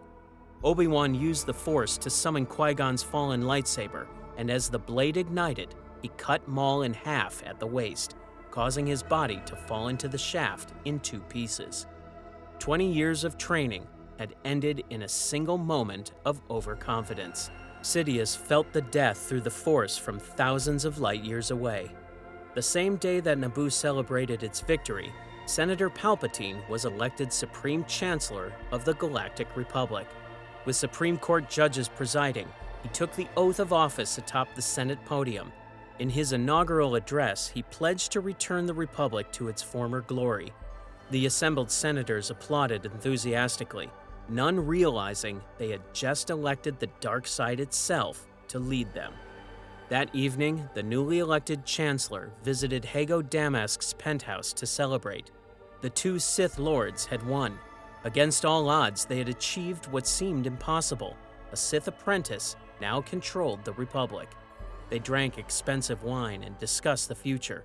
The younger Sith prepared remarks about honoring his master's contributions and ruling together as partners. The night wore on as bottle after bottle was opened. The moon's wariness grew as the wine took effect. Plagueis never saw the betrayal coming. As his eyes began to close, as his breathing slowed and his defenses lowered for the first time in 20 years, his apprentice made his move.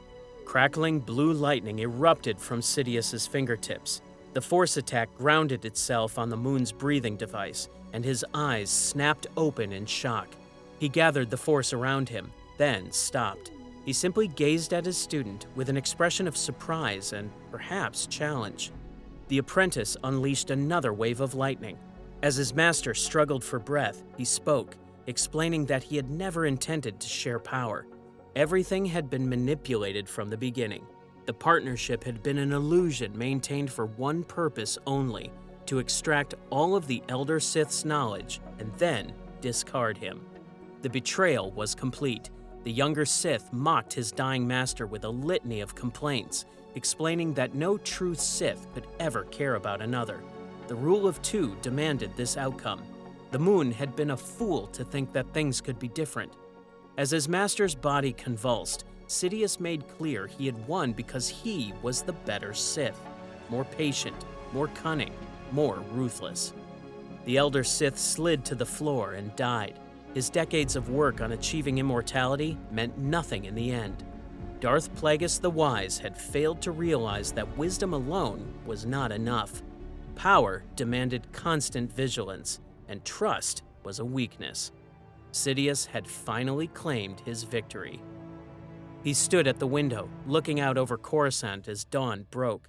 His spirit soared briefly, then fell.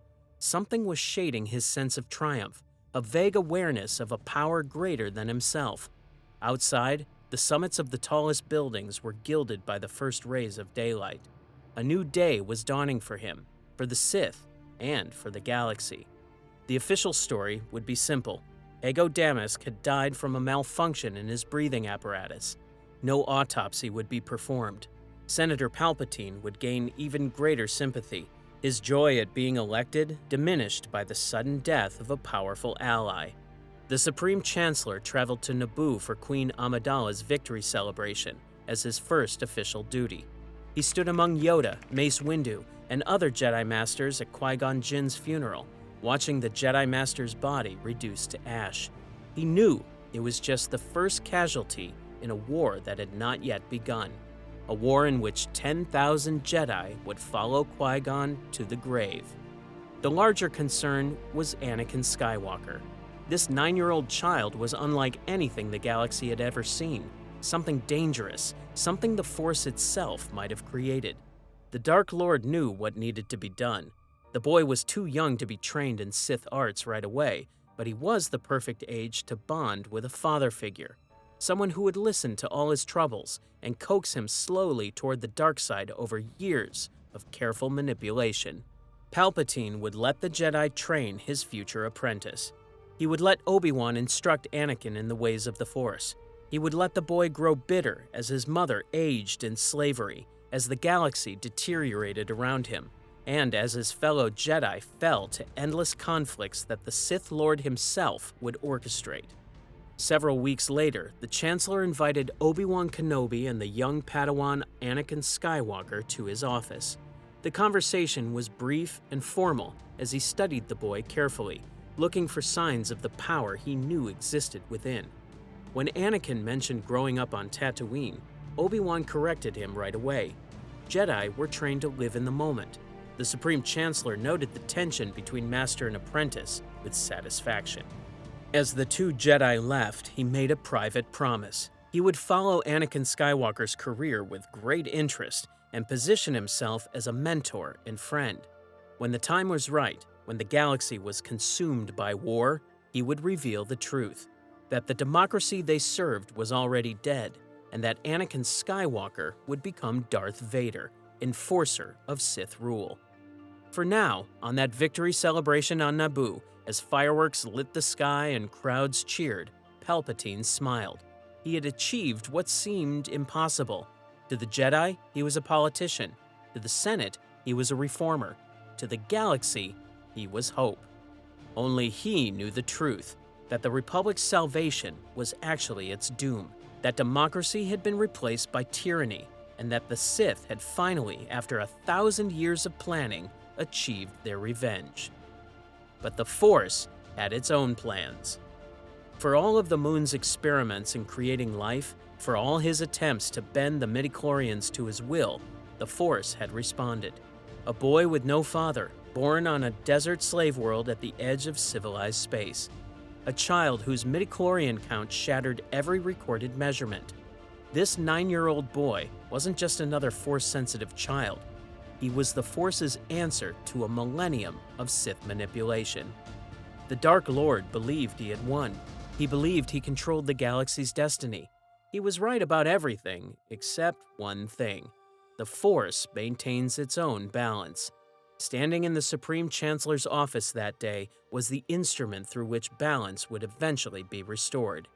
The age of the Jedi was ending. The age of the Empire was about to begin.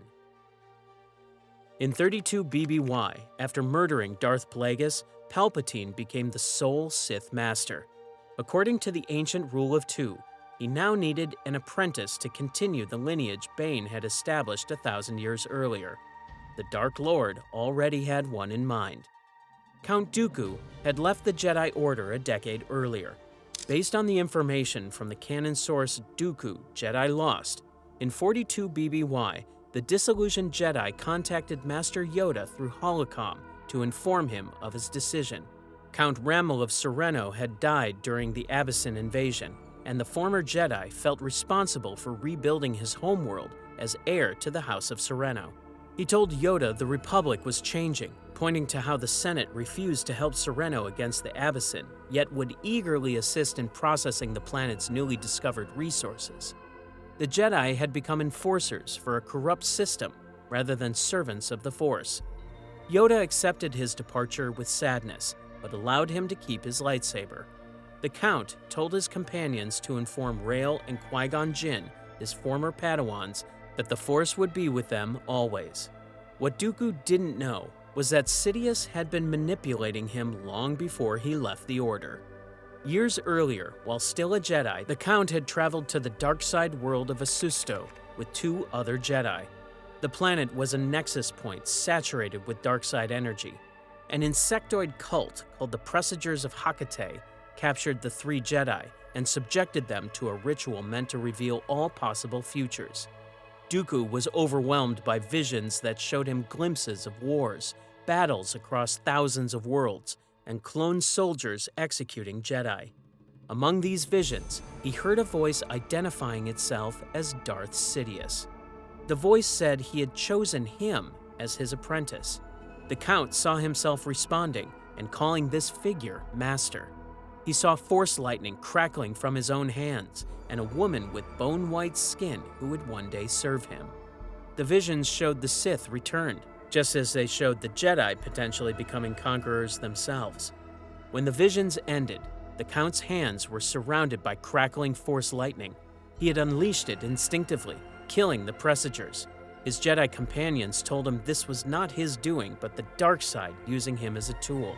They performed a cleansing ritual and explained the visions were only possibilities, not certainties. Master Leni Castana assured him the future he saw would not come to pass, calling him a good man. She was wrong about everything. After leaving the Order, Dooku returned to Serenno and became its ruler. The mysterious hooded man from his visions continued to contact him. By the time of the Naboo crisis in 32 BBY, the fallen Jedi was already working with Darth Sidious on a secret project involving the planet Kamino and a clone army. When Qui-Gon Jinn reported encountering a Sith Lord on Tatooine, the Jedi Council was skeptical. As shown in Tales of the Jedi Season 1, Episode 4, Jedi Archivist Jocasta Nu dismissed the claim, suggesting Qui-Gon had an overactive imagination. The Council did not want to cause unnecessary alarm. Dooku, on the other hand, believed his former Padawan and told Qui-Gon he had been warning the Council about coming darkness for years, but they refused to listen. The Count and Qui-Gon met one final time. They stood at a tree where the Elder used to bring the young Qui-Gon during his training. Dooku was worried about his former apprentice facing the Sith, saying he would not be there to protect him. The Jedi Master reassured him that Obi-Wan Kenobi filled that role now. This peaceful conversation they shared would be their moment together. Days later, Qui-Gon Jinn was killed by Darth Maul on Naboo. The death of his former Padawan became the final push toward darkness. Shortly after Qui-Gon's funeral, the Count confronted Sidious and accused the Sith Lord of allowing Maul to kill Qui-Gon. Sidious responded coldly that Dooku had lost an apprentice and so had he, referring to Maul's death at Obi-Wan's hands. The galaxy would not be remade without sacrifice. The Count acknowledged what he had already done, listing his crimes: Sifo Dyas, Kamino, and the clones. He had betrayed everyone and everything he knew. Using Master Sifo Dyas' security clearance, the fallen Jedi had deleted all records of Kamino from the Jedi archives. He was deeply involved in the conspiracy to create a clone army in secret. Master Yaddle of the Jedi Council had followed him. She discovered him meeting with the Sith Lord and ignited her lightsaber, declaring this would end. Then, she revealed something unexpected. She had stepped down from the Council because the Count had been right about so many things. The Council should have listened to his warnings, and Qui-Gon did not have to die. Yaddle validated everything he believed and offered him redemption. She told him there was still a chance to make things right. Amidst this, Sidious saw an opportunity to test his potential apprentice's loyalty and ordered the Count to kill her. At first, Dooku hesitated and admitted he was afraid. Yaddle said she knew and that she feared it was too late for him. When the Jedi Master moved to leave, he accused her of running back to the Council. She responded that it was he who had run into the arms of evil. Right at that moment, the Count ignited his lightsaber. Yaddle tried to reason with him, insisting she was on his side. He told her he wanted only to bring peace and order to the galaxy. Yaddle pointed out that so many had already suffered for what he called order. His final words before striking her down were that he would give her peace. With Master Yaddle's murder, the Count became Darth Tyrannus. Sidious praised him for doing well, calling him apprentice and friend. The Count responded by calling Sidious Master. The transformation from disillusioned Jedi to Sith Lord was complete. He had murdered a Jedi Master who agreed with his criticisms of the Council, who had stepped down because he was right, and who had offered him a path back to the light. For the next decade, Darth Tyrannus worked in secret to weaken the Republic while publicly maintaining his identity as Count of Serenno. He became the public face of the Separatist movement, uniting frustrating star systems and powerful corporations under a single banner. The Trade Federation, Banking Clan, Techno Union, and other corporate entities pledged their droid armies to his cause. His criticisms of the Republic were real and struck a chord across the Outer Rim. Core world favoritism, taxation without representation, and Senate corruption had created genuine complaints. What the Separatist leaders didn't know was that the court was pushing them toward war under Sidious's direction. The conflict was designed not to achieve Separatist independence, but to give Supreme Chancellor Palpatine emergency powers while exhausting both sides. Tyrannus also trained dark-side assassins, though he could not make them true Sith apprentices. The most notable was Asajj Ventress, a Dathomirian warrior he trained to serve him without question. When Sidious sensed Ventress growing too powerful, he ordered Tyrannus to eliminate her. This showed the harsh reality of the rule of two. No matter how useful or loyal Ventress had been, she threatened the Sith hierarchy. Tyrannus betrayed her and left her for dead, though she survived. By 19 BBY, Tyrannus had fulfilled his purpose. The Clone Wars had given Palpatine the emergency powers he needed. The Jedi were scattered across the galaxy and vulnerable. Most importantly, Anakin Skywalker had been pushed to the edge of darkness and was ready for his final fall. Sidious no longer needed his current apprentice. The trap was set aboard the Invisible Hand, General Grievous's flagship, during the Battle of Coruscant. As chronicled in the movie Revenge of the Sith, Sidious allowed himself to be captured by his own forces, knowing Anakin and Obi-Wan would come to rescue the Chancellor. When the two Jedi burst into the observation room, they found Palpatine bound to a chair, appearing helpless. The Chancellor warned them that the Count was a Sith Lord, and they were no match for him. Obi-Wan refused to admit defeat, reminding Palpatine that their specialty was dealing with Sith Lords. When Tyrannus demanded they surrender their lightsabers to avoid making a mess, the Jedi Master insisted they would not let him escape this time. The duel began with Tyrannus fighting both Jedi at once. He blocked their attacks masterfully, even pausing mid-combat to say he had been looking forward to this confrontation. He used the Force to push Obi-Wan back, then later Force-choked him and threw him against the railing. As Obi-Wan fell unconscious, Tyrannus used the Force to drop a section of the platform onto his body, pinning him. An infuriated Anakin faced Tyrannus alone. The Sith Lord sensed great fear, hate, and anger in him, noting something like disappointment that the Jedi never used these emotions. Provoked by this observation, Anakin became more aggressive in his attacks and overwhelmed Tyrannus' elegant defense with raw power fueled by rage. The turning point came swiftly. With a devastating series of strikes, Anakin severed both of Tyrannus' hands at the wrists.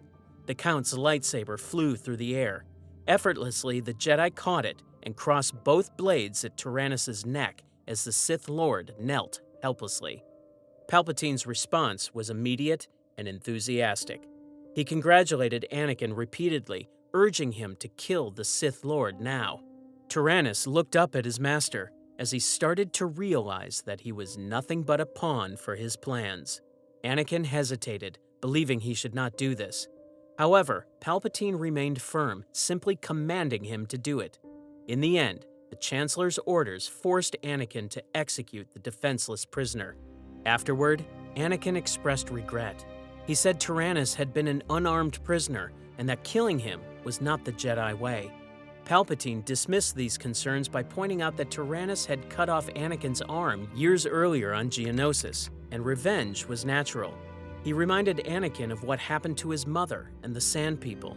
They needed to leave before more security droids arrived. Darth Tyrannus died, and all his years of service, all his sacrifices, all his belief that he was helping to reshape the galaxy had been a lie. He was simply a stepping stone to Anakin's corruption and fall to the dark side. From the Rule of Two's perspective, Tyrannus served as Sidious's apprentice for about 13 years, from 32 BBY to 19 BBY. He had been used for orchestrating the Clone Wars and positioning Palpatine for absolute power. When a more powerful apprentice became available, Sidious discarded him without hesitation. The Rule of Two continued with Sidious now seeking his ultimate apprentice, Anakin Skywalker, who would become Darth Vader. Anakin Skywalker's fall to the dark side had been carefully planned over years of manipulation. According to Revenge of the Sith, before confronting Obi-Wan Kenobi on Mustafar, Anakin had already committed his first crime as a Sith. Palpatine ordered him to march on the Jedi Temple with the 501st Legion and eliminate everyone inside. When a youngling asked what they should do with so many attackers outside, Anakin ignited his lightsaber. The massacre that followed marked his complete transformation from Jedi Knight to Sith Enforcer. The confrontation on Mustafar sealed Anakin's fate. Obi-Wan gained the high ground on a black sandbank and warned his former Padawan not to attempt the jump. Anakin leaped anyway, using the same move Obi-Wan had used against Darth Maul decades earlier. While Anakin was in mid-air, Obi-Wan's lightsaber severed his left arm and both legs in a single strike. The former Jedi collapsed onto the bank near the lava river. As gravity pulled him toward the molten flow, his right thigh caught fire. The flames spread rapidly across his body, consuming his clothes and flesh.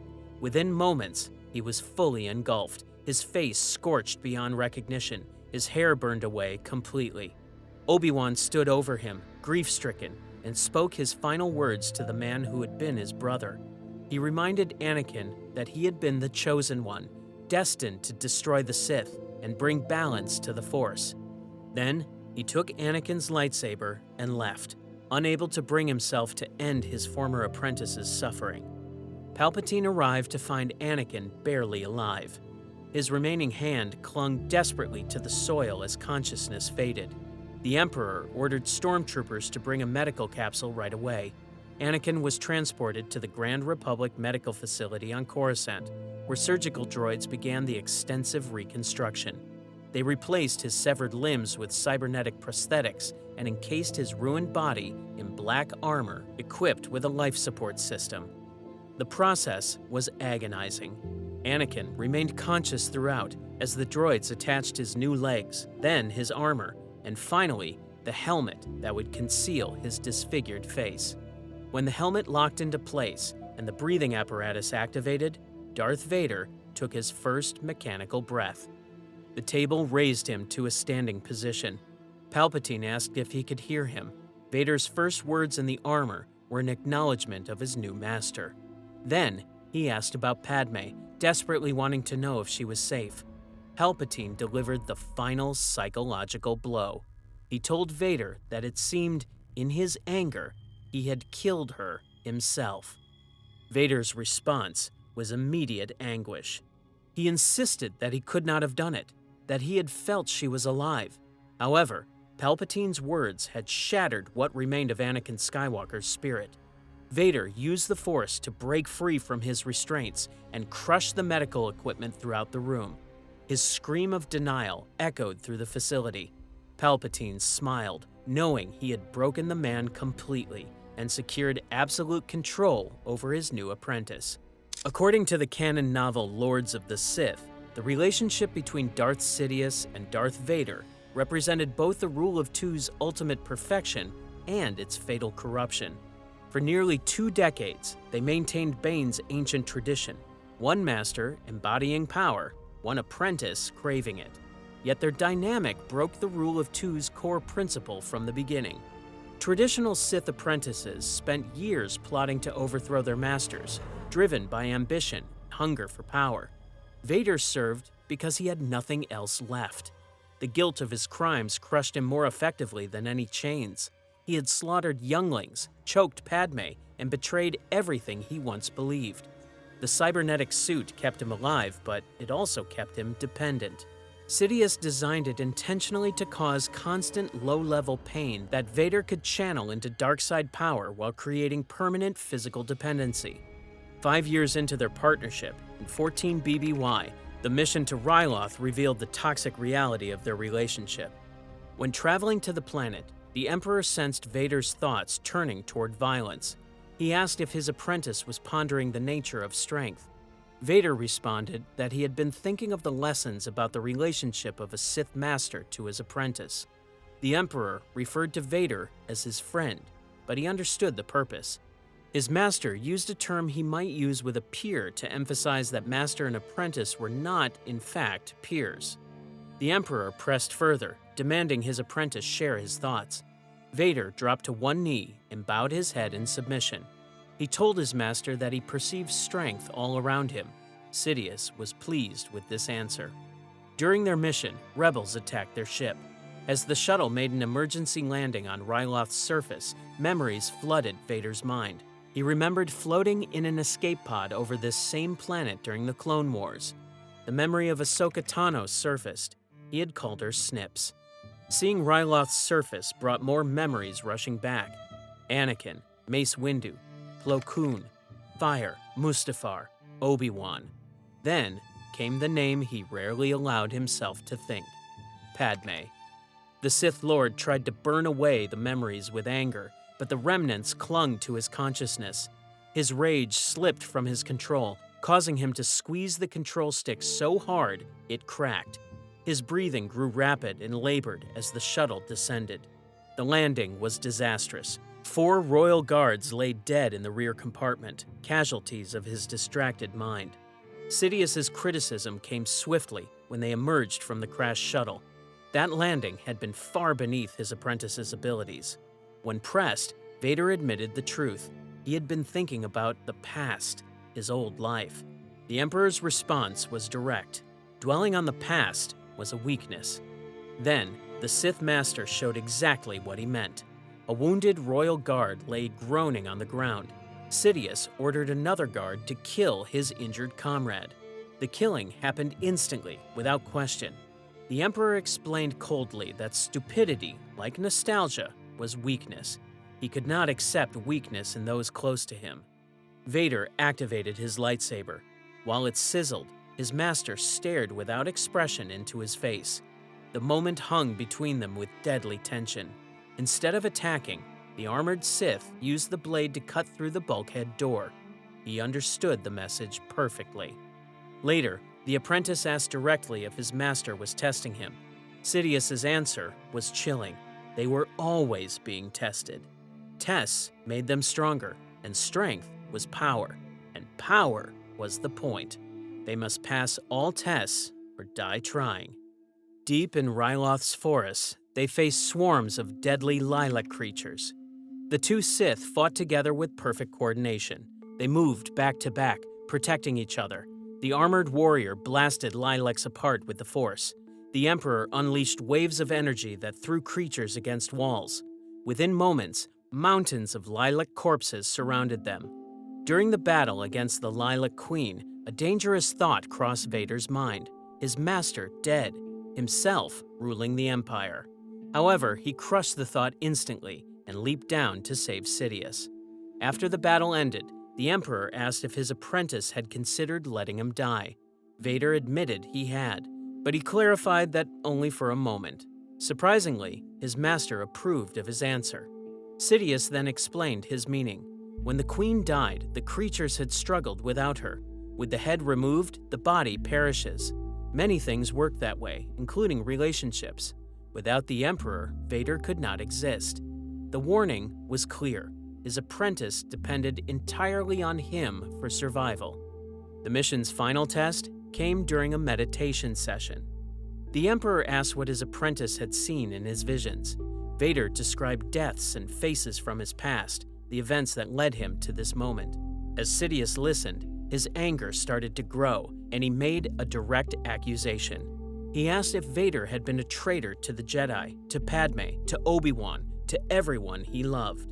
At first, Vader hesitated, for he was unsure on what answer his master wanted. Finally, he answered yes. He had been a traitor to them all. Sidious continued pressing, asking if Vader thought betrayal began in the deed. Vader responded that it began in the thoughts. The Emperor agreed, explaining that no one could truly know the thoughts of another, especially a traitor who guards them closely. For a moment, Vader wondered what it would be like to face his master in battle, to take his small, frail body and lift it from the ground. Sidious sensed the thought instantly and smiled darkly, telling his apprentice that he saw right through him. Vader defended himself with bold defiance. He argued that the Emperor was wrong to think he longed for the past. He didn't long for it at all. Instead, he thought of it and the man he once was with complete contempt. His memories fed his anger, and his anger fed his strength, making him a better servant. Then, the armored Sith added something shocking, telling his master directly that his doubt was both unwarranted and insulting. Silence fell between them. Each Sith Lord stared across the flames at the other, both weighing their options. The tension stretched as violence hung in the air. At the critical moment, Vader dropped to one knee before his master, not both knees in total submission, but one knee in calculated respect. The Emperor considered this gesture before finally telling him to rise. However, the tests were not finished. As they traveled, a young Twi'lek girl named Drua emerged from the forest. The Emperor commanded her to come to him, using the Force to pull her forward. With startling speed, Sidious drew his lightsaber and slashed at the girl. Vader moved even faster and blocked the blow. The girl stood between their crossed blades, unaware of the danger. The Emperor's face twisted in anger as he gathered power. Without even looking, Vader used the Force to blast the Emperor's bodyguard D's into the trees. The two Siths stared at each other across their sizzling blades. The Emperor asked if his apprentice was truly willing to fight him over this girl. Vader quickly explained that the girl could be useful to them, since there must be a village nearby with a ship. After a long pause, the Emperor deactivated his blade and agreed she might be helpful. Later, Sidious explained the consequences of Vader's choice. By saving one life, his apprentice had doomed 37 others. The village that helped them would have to be eliminated as witnesses. The Emperor used Sith words to make his point. Krata meant death. Irluk meant fate. He told Vader directly that he had killed them all the moment he spared that girl. The village massacre became Vader's final test. After their mission succeeded and the rebels were defeated, the Emperor stated they could not allow so many witnesses to live. He ordered his apprentice to eliminate the villagers who had helped them. Without hesitation, Vader ignited his lightsaber and walked toward the cave where the Twi'leks had fled. His mind drifted back to another day when he had walked into the Jedi temple filled with younglings. He had slaughtered them then, and he would slaughter the Twi'leks now to prove his loyalty. His master's laughter followed him into the cave, lingering in his mind even louder than the screams of the Twi'leks as they died by his blade. When finished, he returned to his master's side. The Emperor praised him, calling him an old friend, and suggested they move on to more important things. Vader realized later what the entire day had been. His master had given him a test. This explained why the Emperor had shown so little of his true power throughout their ordeal. Perhaps Sidious wanted his apprentice to rely on himself to overcome the challenges. Or perhaps he wanted to appear weaker than he was, hoping to draw out any hidden plans of betrayal. The relationship, after Ryloth, was forever changed. Vader had shown mercy by saving Drua, revealing a weakness.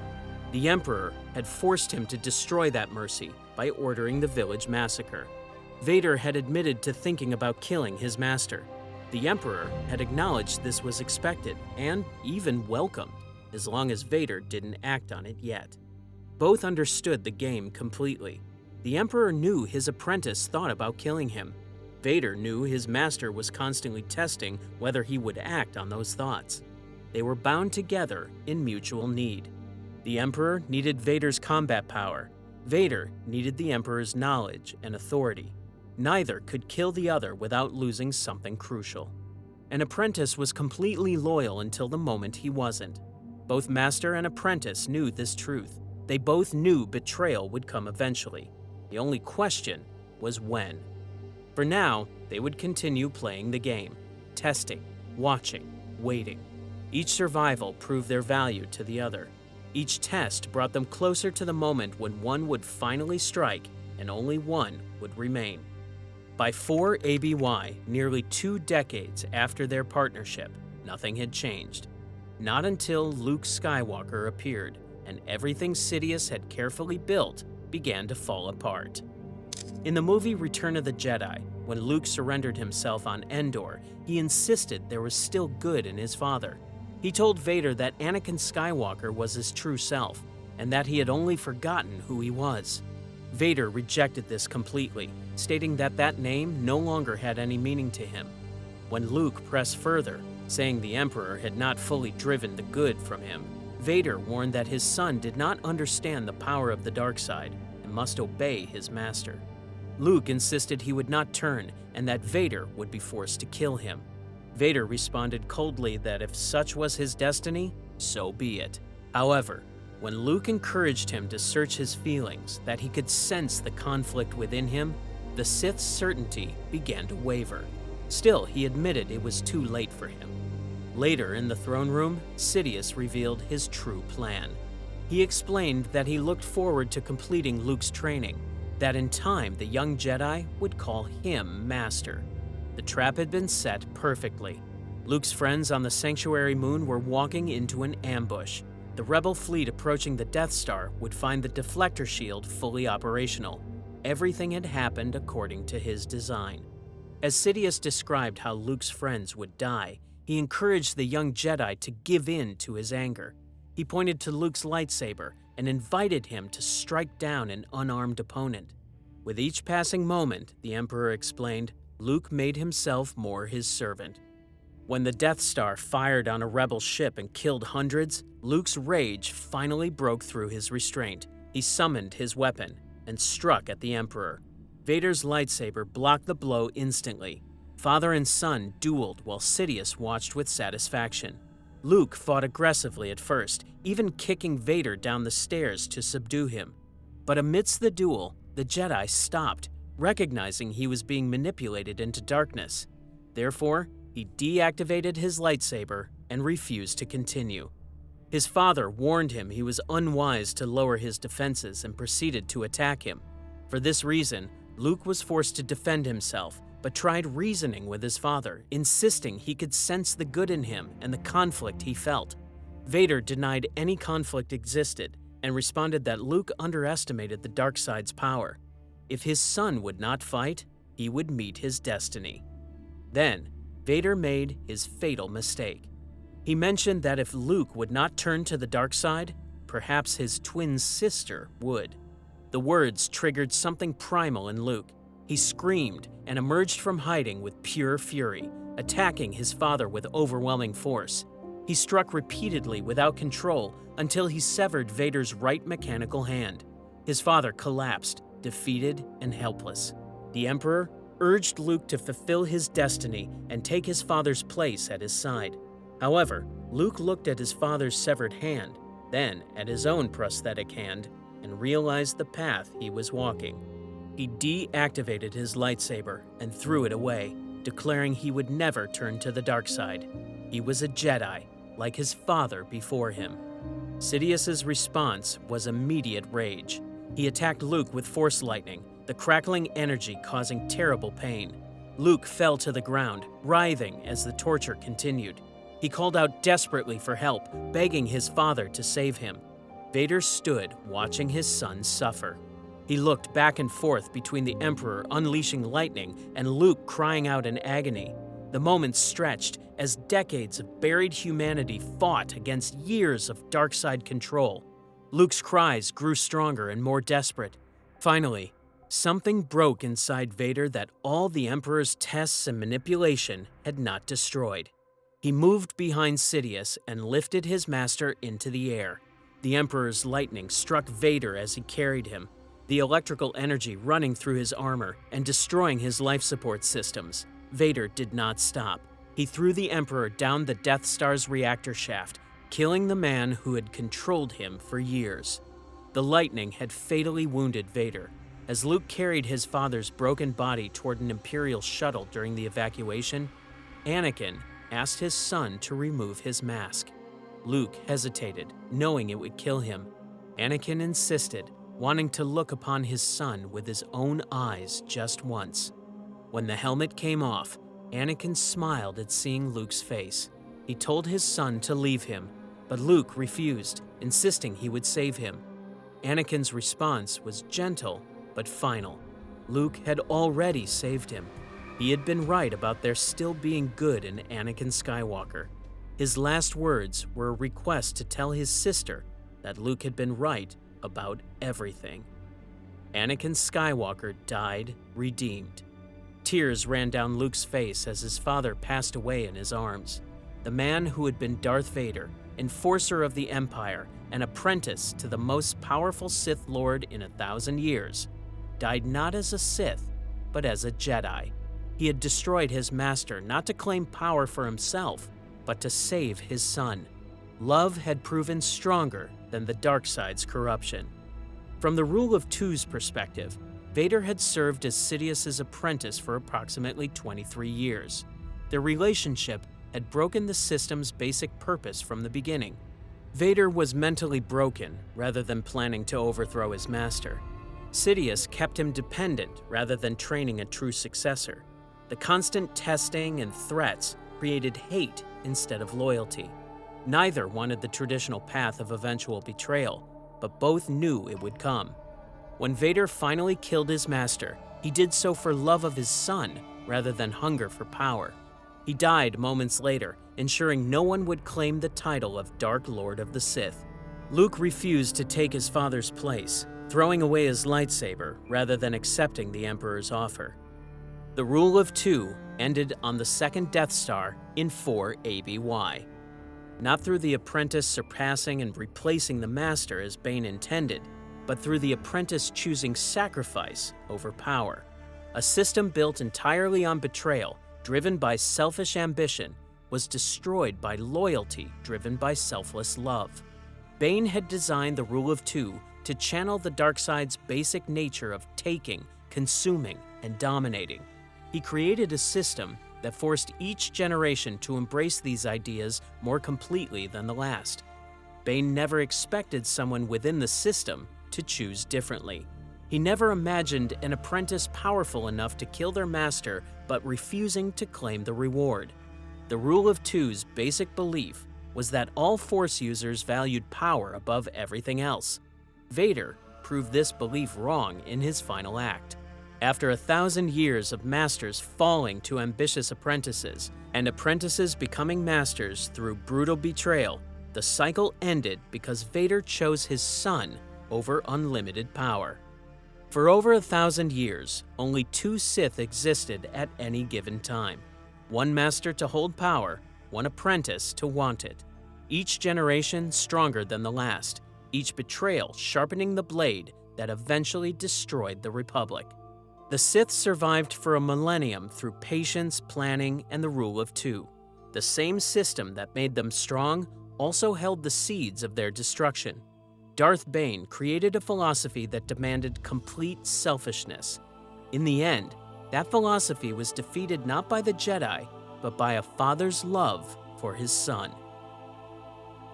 None of these events would have been possible without the choices of one man, a minor who became the architect of the Sith's secret empire. To understand how his vision began the Rule of Two and changed the galaxy forever, watch Darth Bane's complete story next.